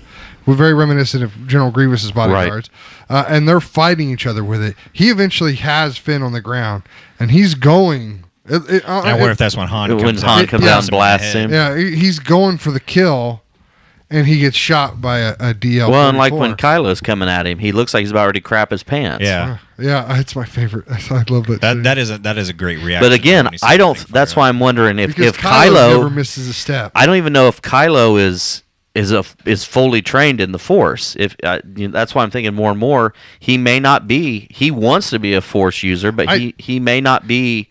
If he is trained, I don't know that he's very fully trained. I think he has the Force. I think you see him do the thing with his hand when he's pushing. You see him use the Force to push other people away from him, and the fact that we see him deflecting bolts with his lightsaber means that he would almost certainly have to be a Force user, because the reflexes and the skill and the talent that would take to actually block multiple shots with a lightsaber. I mean, Luke had to do it with the little droid with the blaster closed. Right.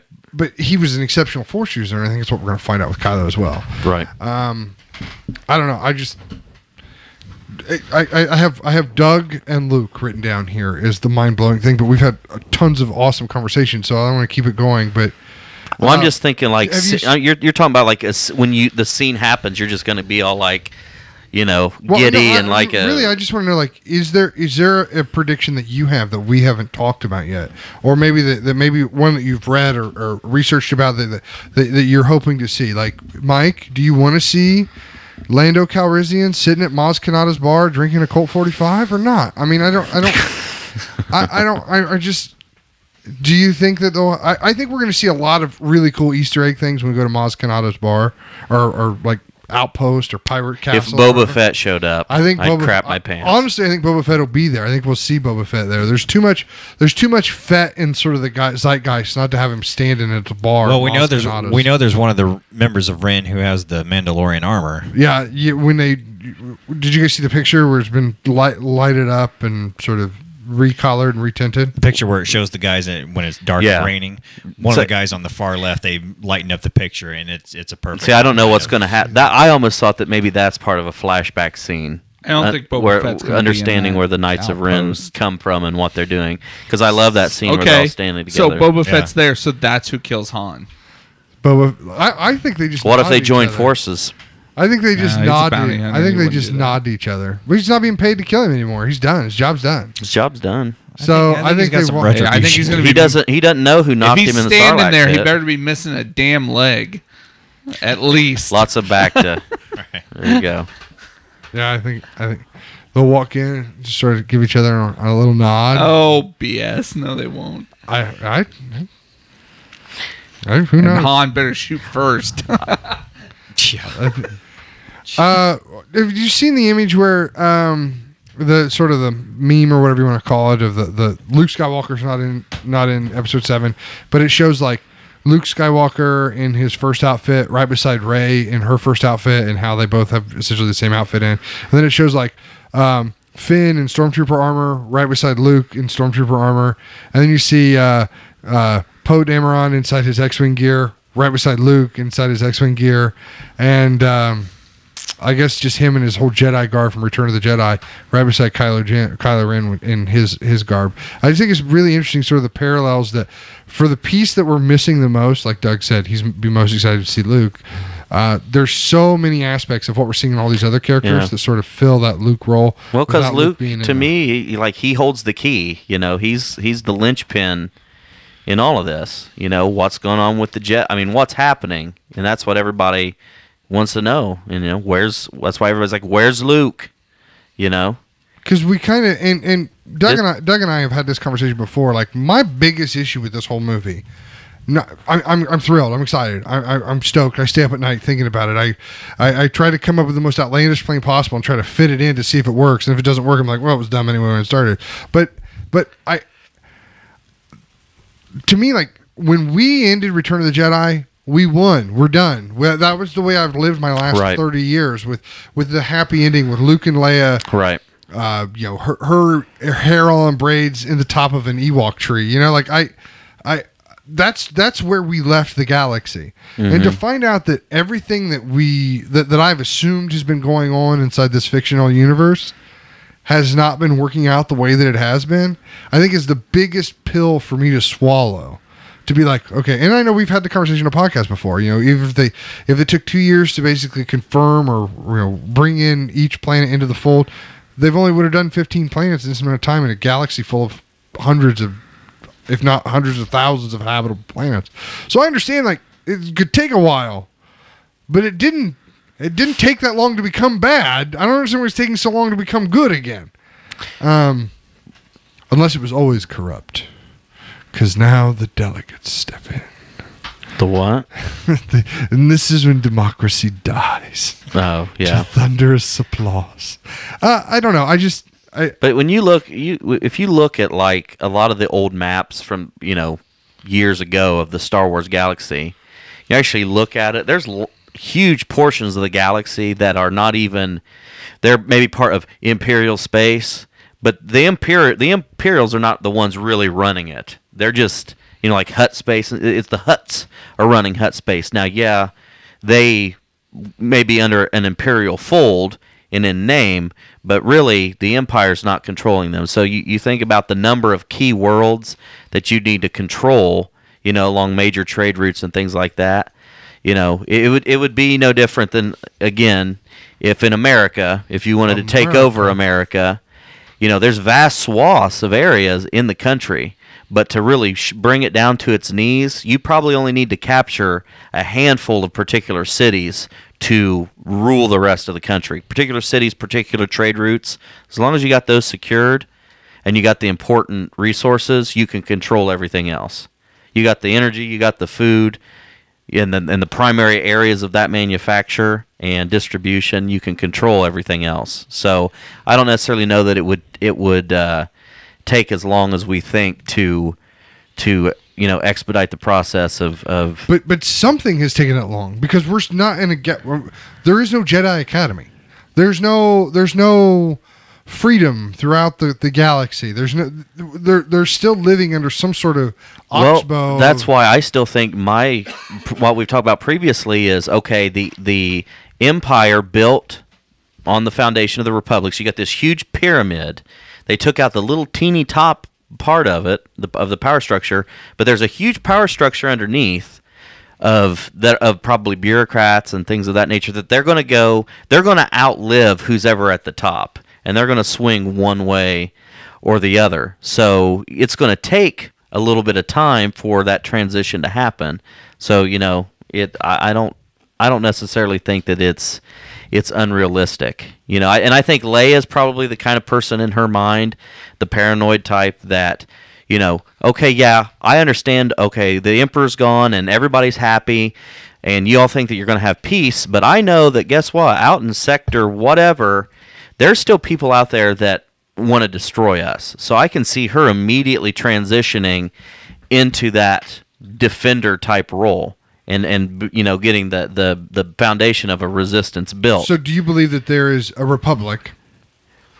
Yeah, I think that then there is a resistance that's operating outside of the republic. I think that would make sense. Is that the republic is maybe they're even trying to, or for some time maybe they were even trying to work with this First Order and say, okay, yeah, we'll recognize your right to exist, kind of like the West did with the Nazis.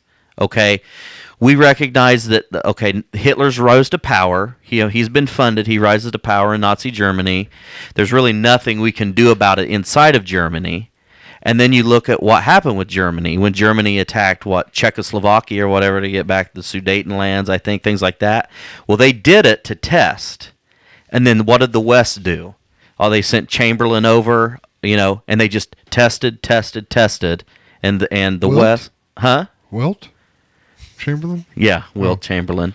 But they tested, and the West never did anything. North Korean. The West never did anything, and then all of a sudden, blitzkrieg. And I wouldn't be surprised if that's the template that they're going to take for the found. Like, you look at how the stormtroopers salute Hux, and it looks like Nazi salutes. If you haven't seen that yet, They're pretty.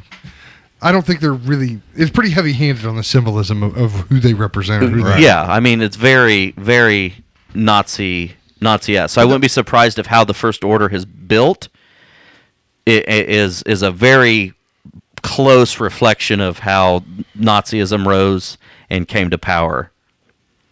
So, and this is going to sound geeky too. This is along Have you Clerks been listening mentality, for the last but hour and a no, I'm half? just saying this is a certain mentality you have to take with this line of thinking. But why, after the Death Star, would Star Destroyers and TIE Fighters continue to be manufactured, since they were pretty much manufactured for one purpose? I don't have any idea, man. I don't know. Why would they be manufactured? And I gotta think it takes a while to build a Star Destroyer. Right. I mean, you would have like whole planet level of resources working together to make that happen. I mean, okay, I don't want to say why they would be made, but it would have to take someone of pretty high stature and power to go to these manufacturing plants to say, I need these. If he's Darth Plagueis is supposed to be one of the Moon or whatever, who are the Galactic Banking Clan, so... I mean, it's not like Star Trek where you're building starships for military purposes, to go explore. Star Destroyers and TIE Fighters are for combat, pretty much. Right. They're their police cars. That'd be another tie-in, too, why Plagueis would be good if he has those connections to finance and banking and the ability to get money and resources funneled to whatever organization he's behind. It'd kind of be like a parallel throwback to the clones. It was done in secret, right? Type thing. That's one thing that we know that cloning is such a big part of this universe. I would not be surprised if clones do not come somehow out in this movie, and that's one of the things that one of those things that I sort of just was. What's the most outrageous thing I can think of? Let's throw it against the wall and stick. Like, what if Rey and Kylo are essentially like not cloned versions, but sort of primordial soup level of clones of Solos or Skywalkers or Anakins or so forth. Right. They take enough DNA to basically create the zygotes in order to breed, in a test tube versions of these children, or they're essentially you take a sperm or an egg or whatever, just set it in a test tube long enough, and apparently the force is so strong within them they will create their own living being out of it. They'll self-procreate like an earthworm. So they.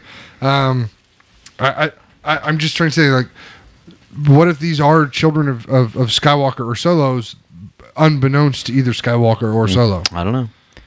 That's a great thing about all of this, because if everything, and I kind of hope everything that we say is 100% wrong and it's completely different. So that's fantastic. That's what we've talked about before. I'm probably going to be in the theater watching everything going, that is not what I thought was going to happen at all. And I hope that that's the case. As long as it's not worse than what I imagined, then I'm okay. So I'm like, wait a minute. What? Seriously? Well, there are rumblings that have gone out into the internets of people who've talked to people who have seen the movie, and every single one of them have said it is phenomenal. What I would give to I have no Bob doubt. Iger's grandchild right now. He's the guy that owns Disney, Bob Iger. Something like that. Bob Iger. Bob Iger, yeah. Igor. We just throw back Young to last week's Frankenstein. episode. It's Frankenstein, by the way. Yeah. Exactly. So that's I think it will be fantastic, and even if it's 100% along the lines that we've said, or 180 degrees in the opposite direction, I won't care. I think it'll still be fantastic. And that's what Ryan and I have talked about too. Is one of our worries is even in 2 hours and 15 minutes, there seems to be a heck of a lot of stuff that's going to happen in this thing. Right. They've got a lot of ground to cover, a lot. So does anybody have anything you want me to write down? About what? Just about anything. Like we've covered so much area. I still have Doug wants to see Luke, and then I doodled a pyramid with lots of little points at the top. I don't know why, but because I was talking about a power structure. Oh, power structure. So there's that. But I mean, okay. Will we see Captain Phasma out of her mask? No, not this movie. I don't think there's time. I don't think so either. That's why I don't think that she'll have a role until the next film. I don't think there's time. I think there'll be so much establishment of characters that there's not going to be time to even delve into her character. What if she kills Kylo? Why? Okay. See, I don't. To me, there's no way Kylo Ren dies in this movie. None whatsoever. Oh, so lost a headphone jack. There's no way to me that Kylo Ren dies in this movie. He's too much. I mean, that's like killing Darth Maul. We learned. I would have been okay if Darth Maul died. If Darth Maul would have actually been a developed character that had a arc through the entire movie. That'd have been okay then. It wasn't that Darth Maul died that was the bad thing. It was Darth Maul died the way that he died, because it's just like you have this character that has so much potential to have learned more about him, but it's just like, oh, he's standing. I stand beside the Emperor. I have 15 seconds of attacking Qui-Gon as they fly away, and then the epic lightsaber duel at the end that he gets cut in half.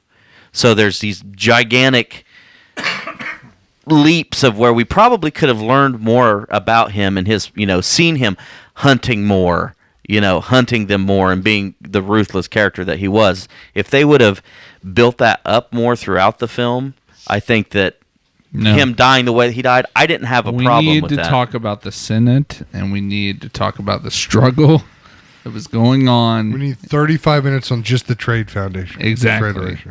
Yeah. Because they're not going to understand it unless we talk about it for 35 Don't forget minutes. a 20-minute pod race. Exactly. Yeah. We have to see every lap of the pod race, or they're not going to believe it happened. You think they'll ever reboot the original? Reboot? No. Remake? I don't know. Because you can watch the Phantom Edit, and it is a watchable show. I mean, just... You mean the reboot 1 through 3, the prequels. No. Those have been written off by everyone as just, I think there's probably something in Lucas's contract that says you will not be able to remake the prequels. To be honest, the more that I watched that one behind the scenes, he wasn't happy with him either. He wasn't happy with one at all. I don't think there's anything in his contract other than, here's lots of money, Lucas. Bye-bye. Have you seen that Saturday Night Live skit when they do the... Have you guys seen the Saturday Night Live skit? The screen test? The screen test. Yeah. He's like, you will bring me a Diet Coke. Yeah. You will bring me Who a Diet was Coke. that did it? Because he did a fantastic job. Bobby Moynihan. It is hilarious. He's sitting at... Is that George Lucas over there? I think... You don't see me. You don't back in... Star Wars. Not long after the special editions came out, they did some screen tests, and when Kevin Spacey did his Han Solo, his Christopher Walken auditioning for Han Solo, man, that was the amazing. best. Yeah. These ones weren't as good as that one. No. But the George Lucas part was pretty darn hilarious. not only the fact that there's a Star Wars movie coming out, but the fact that Lucas isn't behind the camera is a big plus right there. Mm-hmm. No offense to him, because obviously he created this whole universe, but this is not going to be a kids movie by any means. I believe it's already got a PG-13 rating. It's only going to get like $8 billion worth of revenue now instead of $9 billion. It's crazy. No, because the kids will still see it. Dad will just be like, "You're coming with me." Oh yeah. Like I'm taking my 2 nephews, so it's like, "Come on, you're going." So, I just think he's a visual storyteller. He's not a people storyteller. He's not a Mario Puzo or whatever his name is, but a storyteller by any means. I just think that I don't understand what happened, but to George Lucas, 4, 5, and 6, he knew that he couldn't do it. Like he did 4 because that was a story that's been playing in his head forever, and he was able to get 4 done. 5, he turned that over to the experts and let them do that. Right. And then when he did the same for 6, and 6 has got its own issues or whatever, but when it comes to the prequels, why didn't he just do the same thing?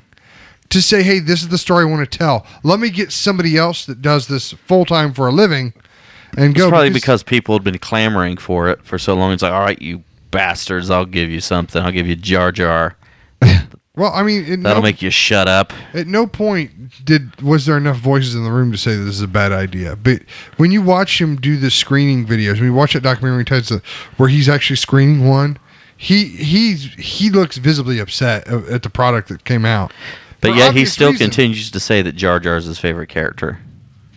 Well, that's just like, it's like, hey, what kind of ice cream you want? I want poop flavored ice cream. No, you don't want poop flavored ice cream. No, I want poop flavored ice cream. You're going to sit there with a smile on your face and you're going to eat the whole bowl and ask for seconds. You'll eat the poop ice cream. Yeah, exactly. Because you don't want to have to be like, okay, wait, everybody else was right and I was wrong and I never should have ordered the poop flavored ice cream. It's just... I just think he was so high on the special effects capabilities at the time. I mean, he should. When you see makings of and everything's behind, it's all green screen. Then there's just something. Again, that's why Ian McDermott and Ewan McGregor just shows how good of an actor that they actually are. That they can. I mean, to me, I thought Obi-Wan, Ewan McGregor was young Alec Guinness.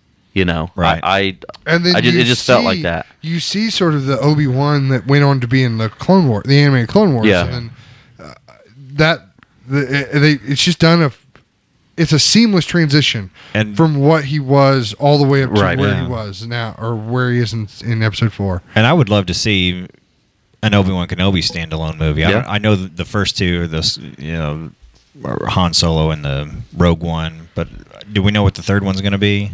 There's been rumors that it's a Boba Fett or sort of an Imperial version. So I'd love it if it was an Obi-Wan, and I'd love to see Ewan McGregor reprise the role. I'd love to see a Palpatine. Yeah, that could be cool. Story too. There you get your Darth Plagueis. Yeah, sure.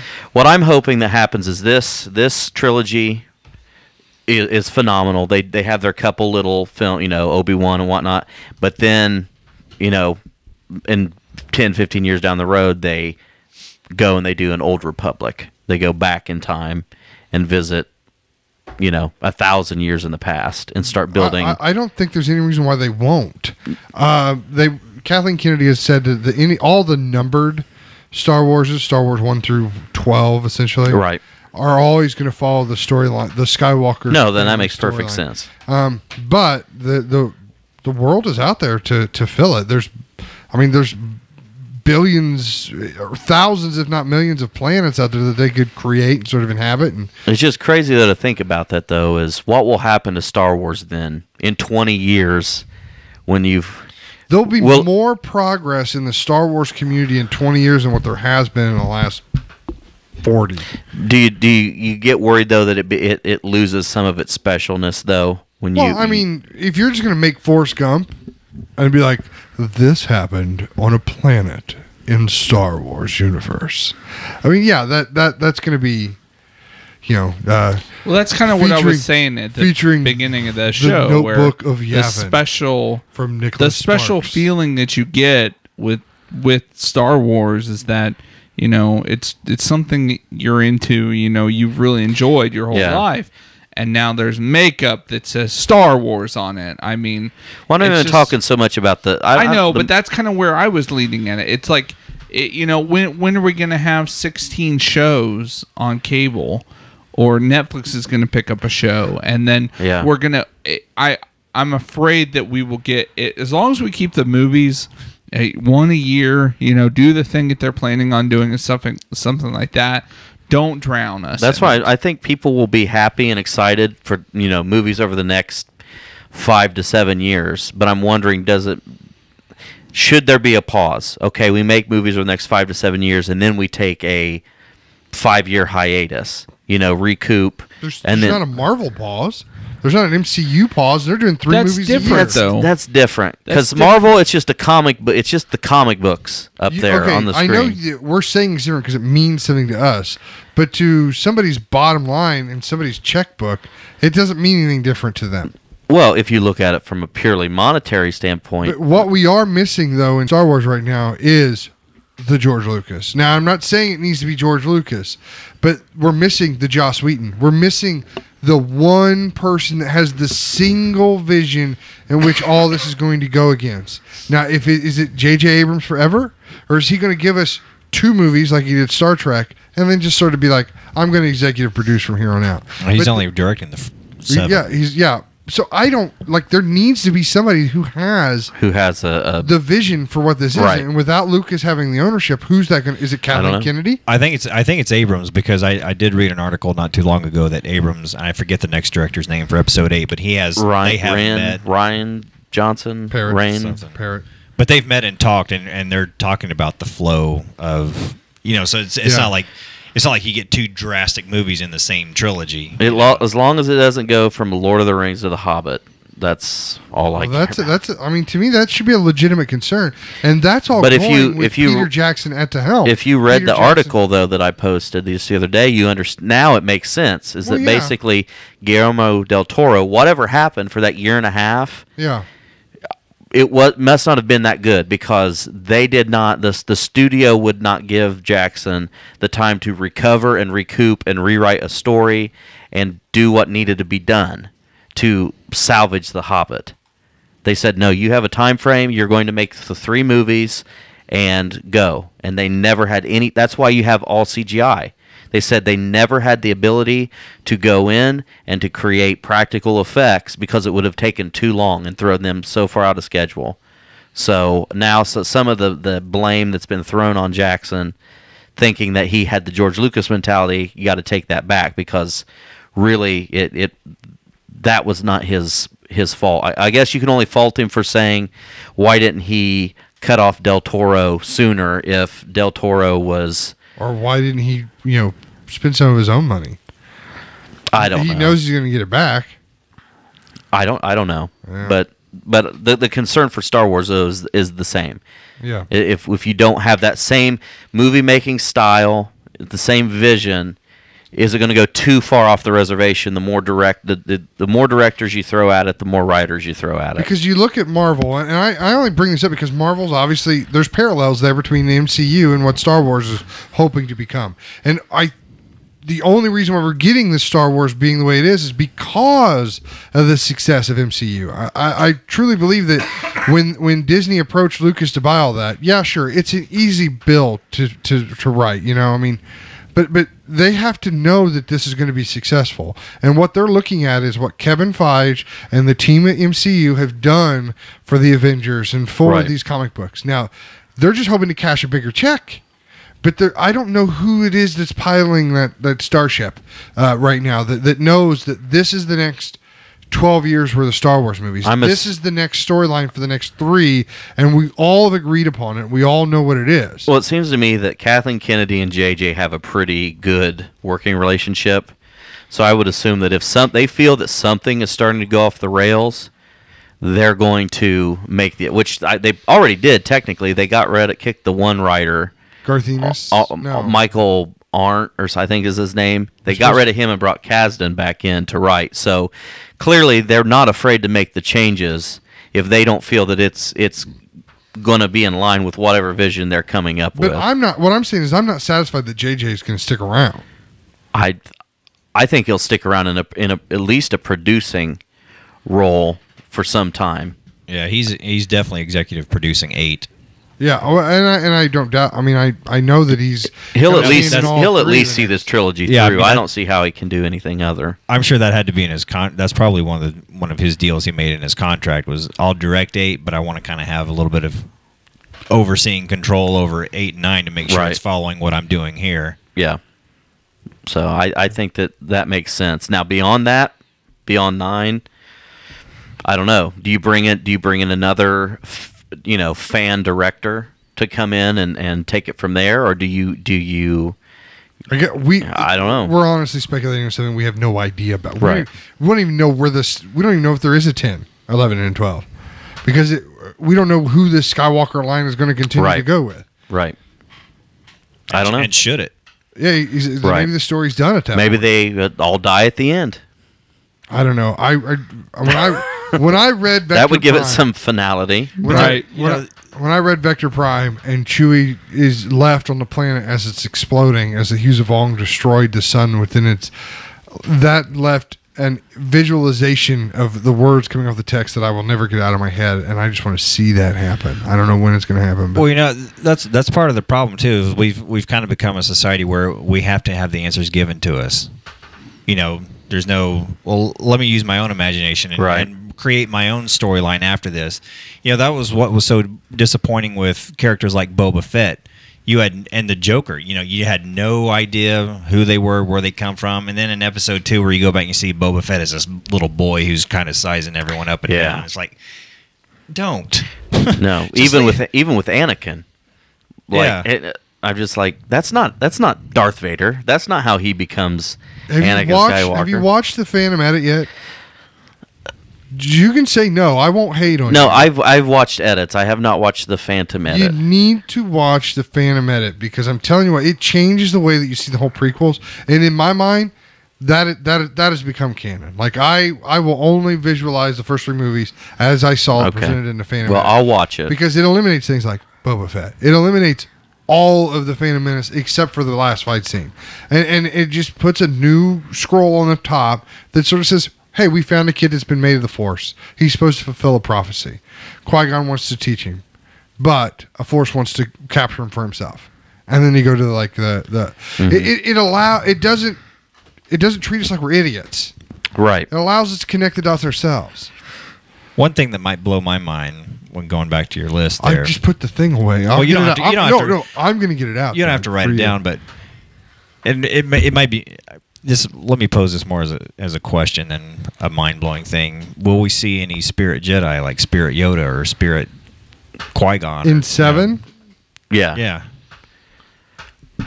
I'm thinking because the temptation there is to put Luke to be like, find me on such and such. I mean, it would make more sense for something like that to come into episode 8, right? Where Luke's kind of having a conversation with one of them about what do I do what now? to do or whatever. But you know what I'd almost rather like to see, like just in that, just visually speaking, that we know that other people wouldn't, maybe the characters on the screen wouldn't.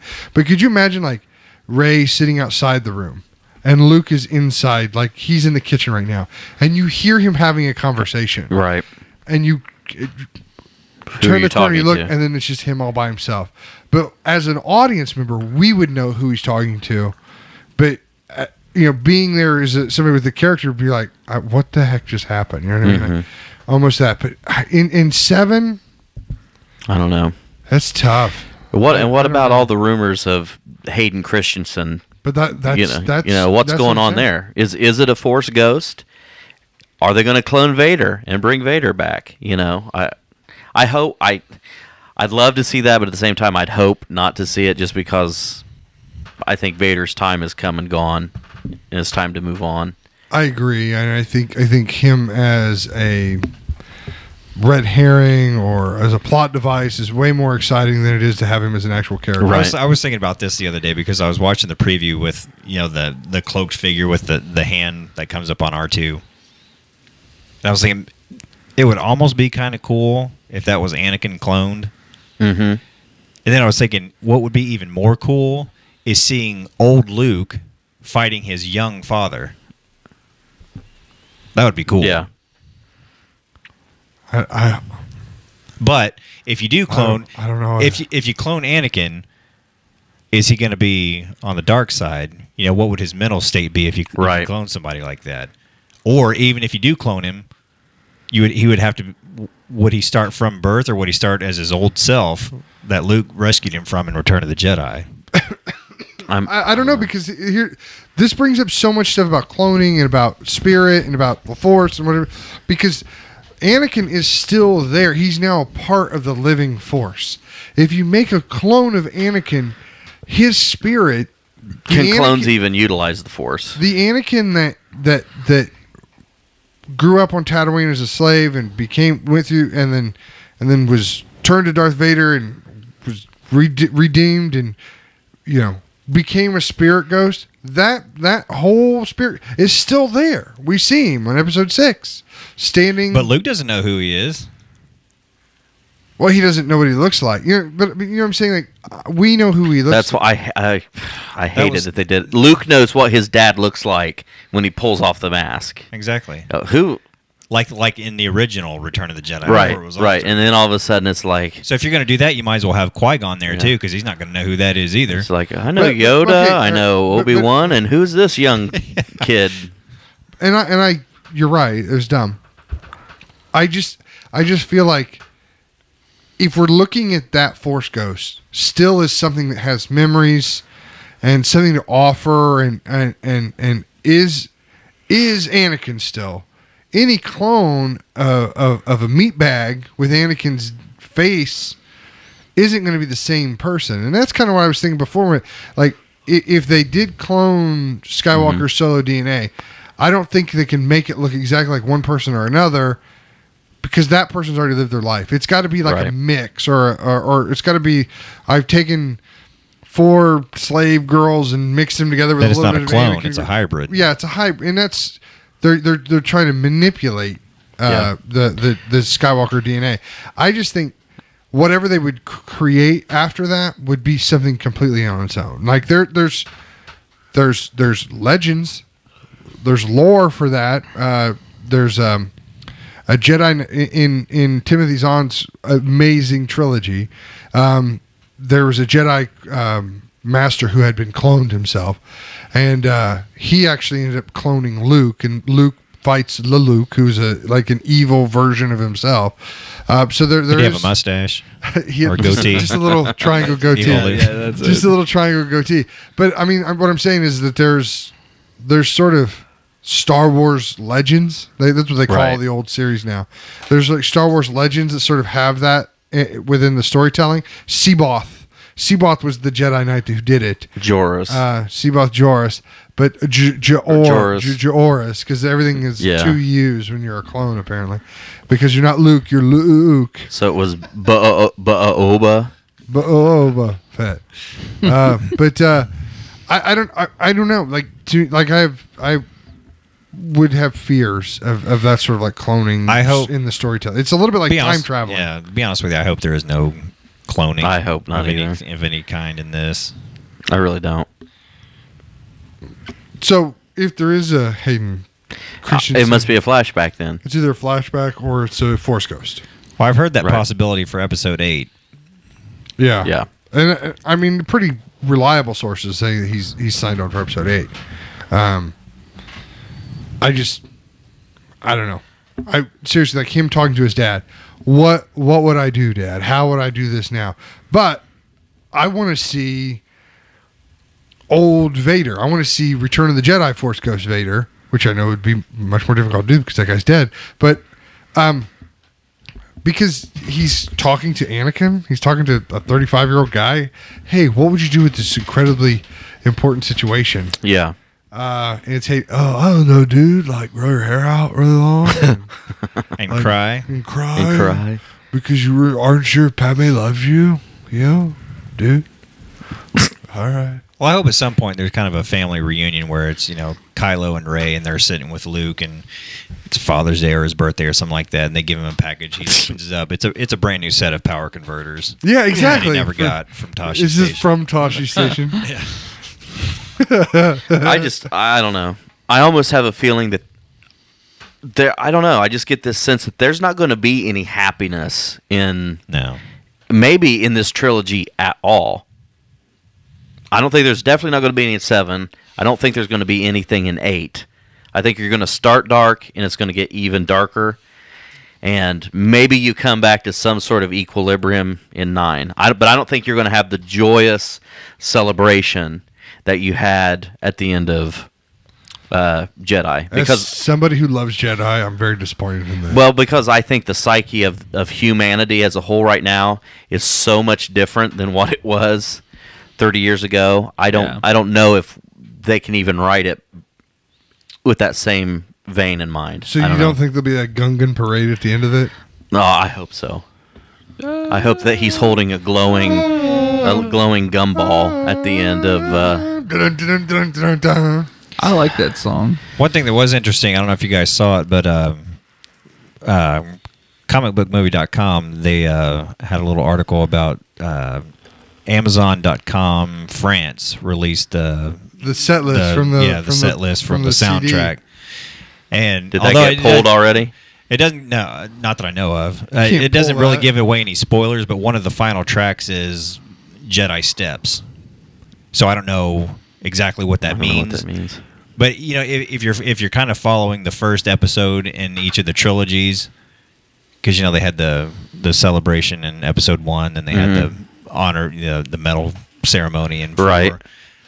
So will they follow that kind of parallel? Will they do almost a semi-standalone movie in the first one without any need for an I don't know.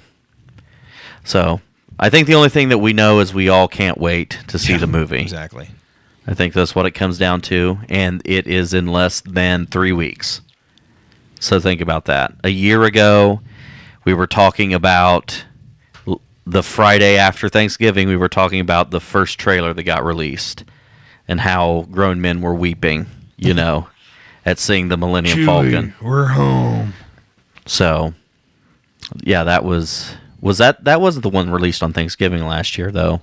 Right. The one on Thanksgiving was the first one. Right. Where you just saw the Falcon. It was all Luke Skywalker narrating. The Force is strong. Right, and everybody thinks, it's Luke and Luke by 3. Now everybody's like, who is that with R2? It could be anybody. That's Luke. You still think it's Luke? 100%. Okay. But why would it be? Because he's right in the middle of the stormtroopers with R2-D2. If they knew that was him, they'd shoot him down. No, he's not. So, what are you talking about? I don't see R2-D2 in any other scene except that one.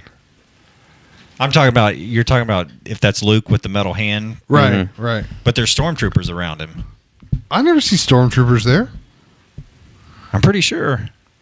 What, he's sitting by a fire or something, isn't he? Like next to an X-Wing? Yeah. Is there an X-Wing behind him? I didn't see an X-Wing. I don't know. I could have sworn there's We're going to watch it again. Watch that trailer again. I'm trying to find the set list because I wanted to talk about it. I have it pulled up. You have it pulled up? Go through the tracks real quick. I don't want to. Okay. Well, yeah, I don't want to either. It doesn't give any. Honestly, it doesn't give anything away. But it tells me that Ryan's wrong about opening up to how the movie's going to open. Really? Yeah. All right. Well, I'm glad. I'm glad to be wrong. I don't want to know. It says main title and the attack on Jakku village. Right. Okay. Then the second is the scavenger. I've thought that all along that's how it opens up. Is an attack on Jakku, and they look for Finn, and they find Finn, or not Finn, Poe, and Poe gets taken aboard a First Order ship to get interrogated, and they're looking for something. And BB-8? maybe it's on whatever it is on BB-8. Well, I'm pretty sure that's Poe's jacket that Finn. Yeah. It is, with. yeah. So if they escape, and Finn takes off in one, and Poe takes off in another ship, another tie, and they'll meet back up later. So What? Nothing. What? I'm just looking over the set list as you're talking about that. Does it make sense? Kind of. So. Well, if you've enjoyed, do you want me to start wrapping it up? Yeah, here? sure. Does everybody have anything else you want to talk about? I'm pleased to announce this is one of our longest shows since we went to a weekly format. I'm thrilled to say that this is going to go over 2 hours. Has it been 2 hours? It has been 2 hours. Okay. It has been 2 hours. It's worthy to be 2 hours. We could honestly talk another hour, and I wouldn't have any fears of repeating ourselves or getting redundant at all. There's just so much information that's been out there, and I understand where Mikey's coming from. We are to a point now where within weeks, within days, 20 days, in 2 minutes, it'll be 19 days from now is when the shows are going to come out. And when you guys are listening to this in your ear holes, it's 2 weeks from this point. So you're talking like we're 12 days away from the time the show comes out. 12 days. By the time the show gets released, guys. I tell you please, God, don't piss the Russians off anymore in the Middle East. Just please. Let us on the 20th, you can all go to hell. Or on the, whatever. Just stop, the 18th. Turkey. Well, Stop. Let's wait and see how episode 7 ends before we start saying all that. Exactly. If it's crap, okay, whatever. Yeah. So thank you so much for being on the show tonight, Doug. Hey, it was a blast. Thanks for having me. And you'll never hear those words spoken again, by the way. You're welcome. You're welcome to come back anytime. Get it? What? Thank you so much for being on the show tonight, Doug. Oh, you'll never hear that spoken again. That's right. Unless you come back on. Exactly. I get it now because normally I don't thank him for being here. Yeah, see, that's comedy, Ryan. I missed it. Were there any comedy on your previous list from the last show? I don't know. Oh, movies? Yeah. Something About Mary. Remember we talked about that. All right. But if you want to talk about this conversation on the web, you can do so at facebook.com/Buffalo Brotherhood. You can follow the show. You can find Doug. He's gonna like the show, so you can see him. He's gonna like the page, so you can see him liking our page and maybe follow his. We didn't talk about the 80s trivia stuff at all. Hey, next another time. day. Another day. You can follow Mikey on Twitter. You're at Fuman2, 2 O's, 2 N's, and number 2. You can follow Doug at Read Friday. You can follow the show here at Buffalo Cast. You can follow me, you can follow the show at BOBcast Nation. You can follow me at Buffalo Cast. You can check us out on our home on the web at BuffaloBrotherhood.com. And we'll see you guys on the 17th and the 18th to talk about this more. Have a great 12 days, guys. Well, we have another show between there. That's true. Join us next week as we talk about the holiday show, right? Right. We're going to be performing. We're going to be performing in front of a live audience. Recording with a live studio audience. Live audience at the Christhingamuthus. They said it right this time. Yeah, you got it. Yeah, you got it. Doug's Chris annual. Thanksmas is performed before a live studio audience. At Doug's. I have no idea. Cheers, right? Cheers, Dave. Yeah. I knew that. Cheers is. But we're not going to do that. Yeah, it's where everybody knows your name. Yeah. My name? That's great. I would think everybody would know your name. I hope so. All right, guys. Have a fantastic week. I wasn't listening to where we were. All right, vamp for another 10 seconds. No, we're not going to vamp. We're just going to say good night, be safe, and may the force be with you. Always.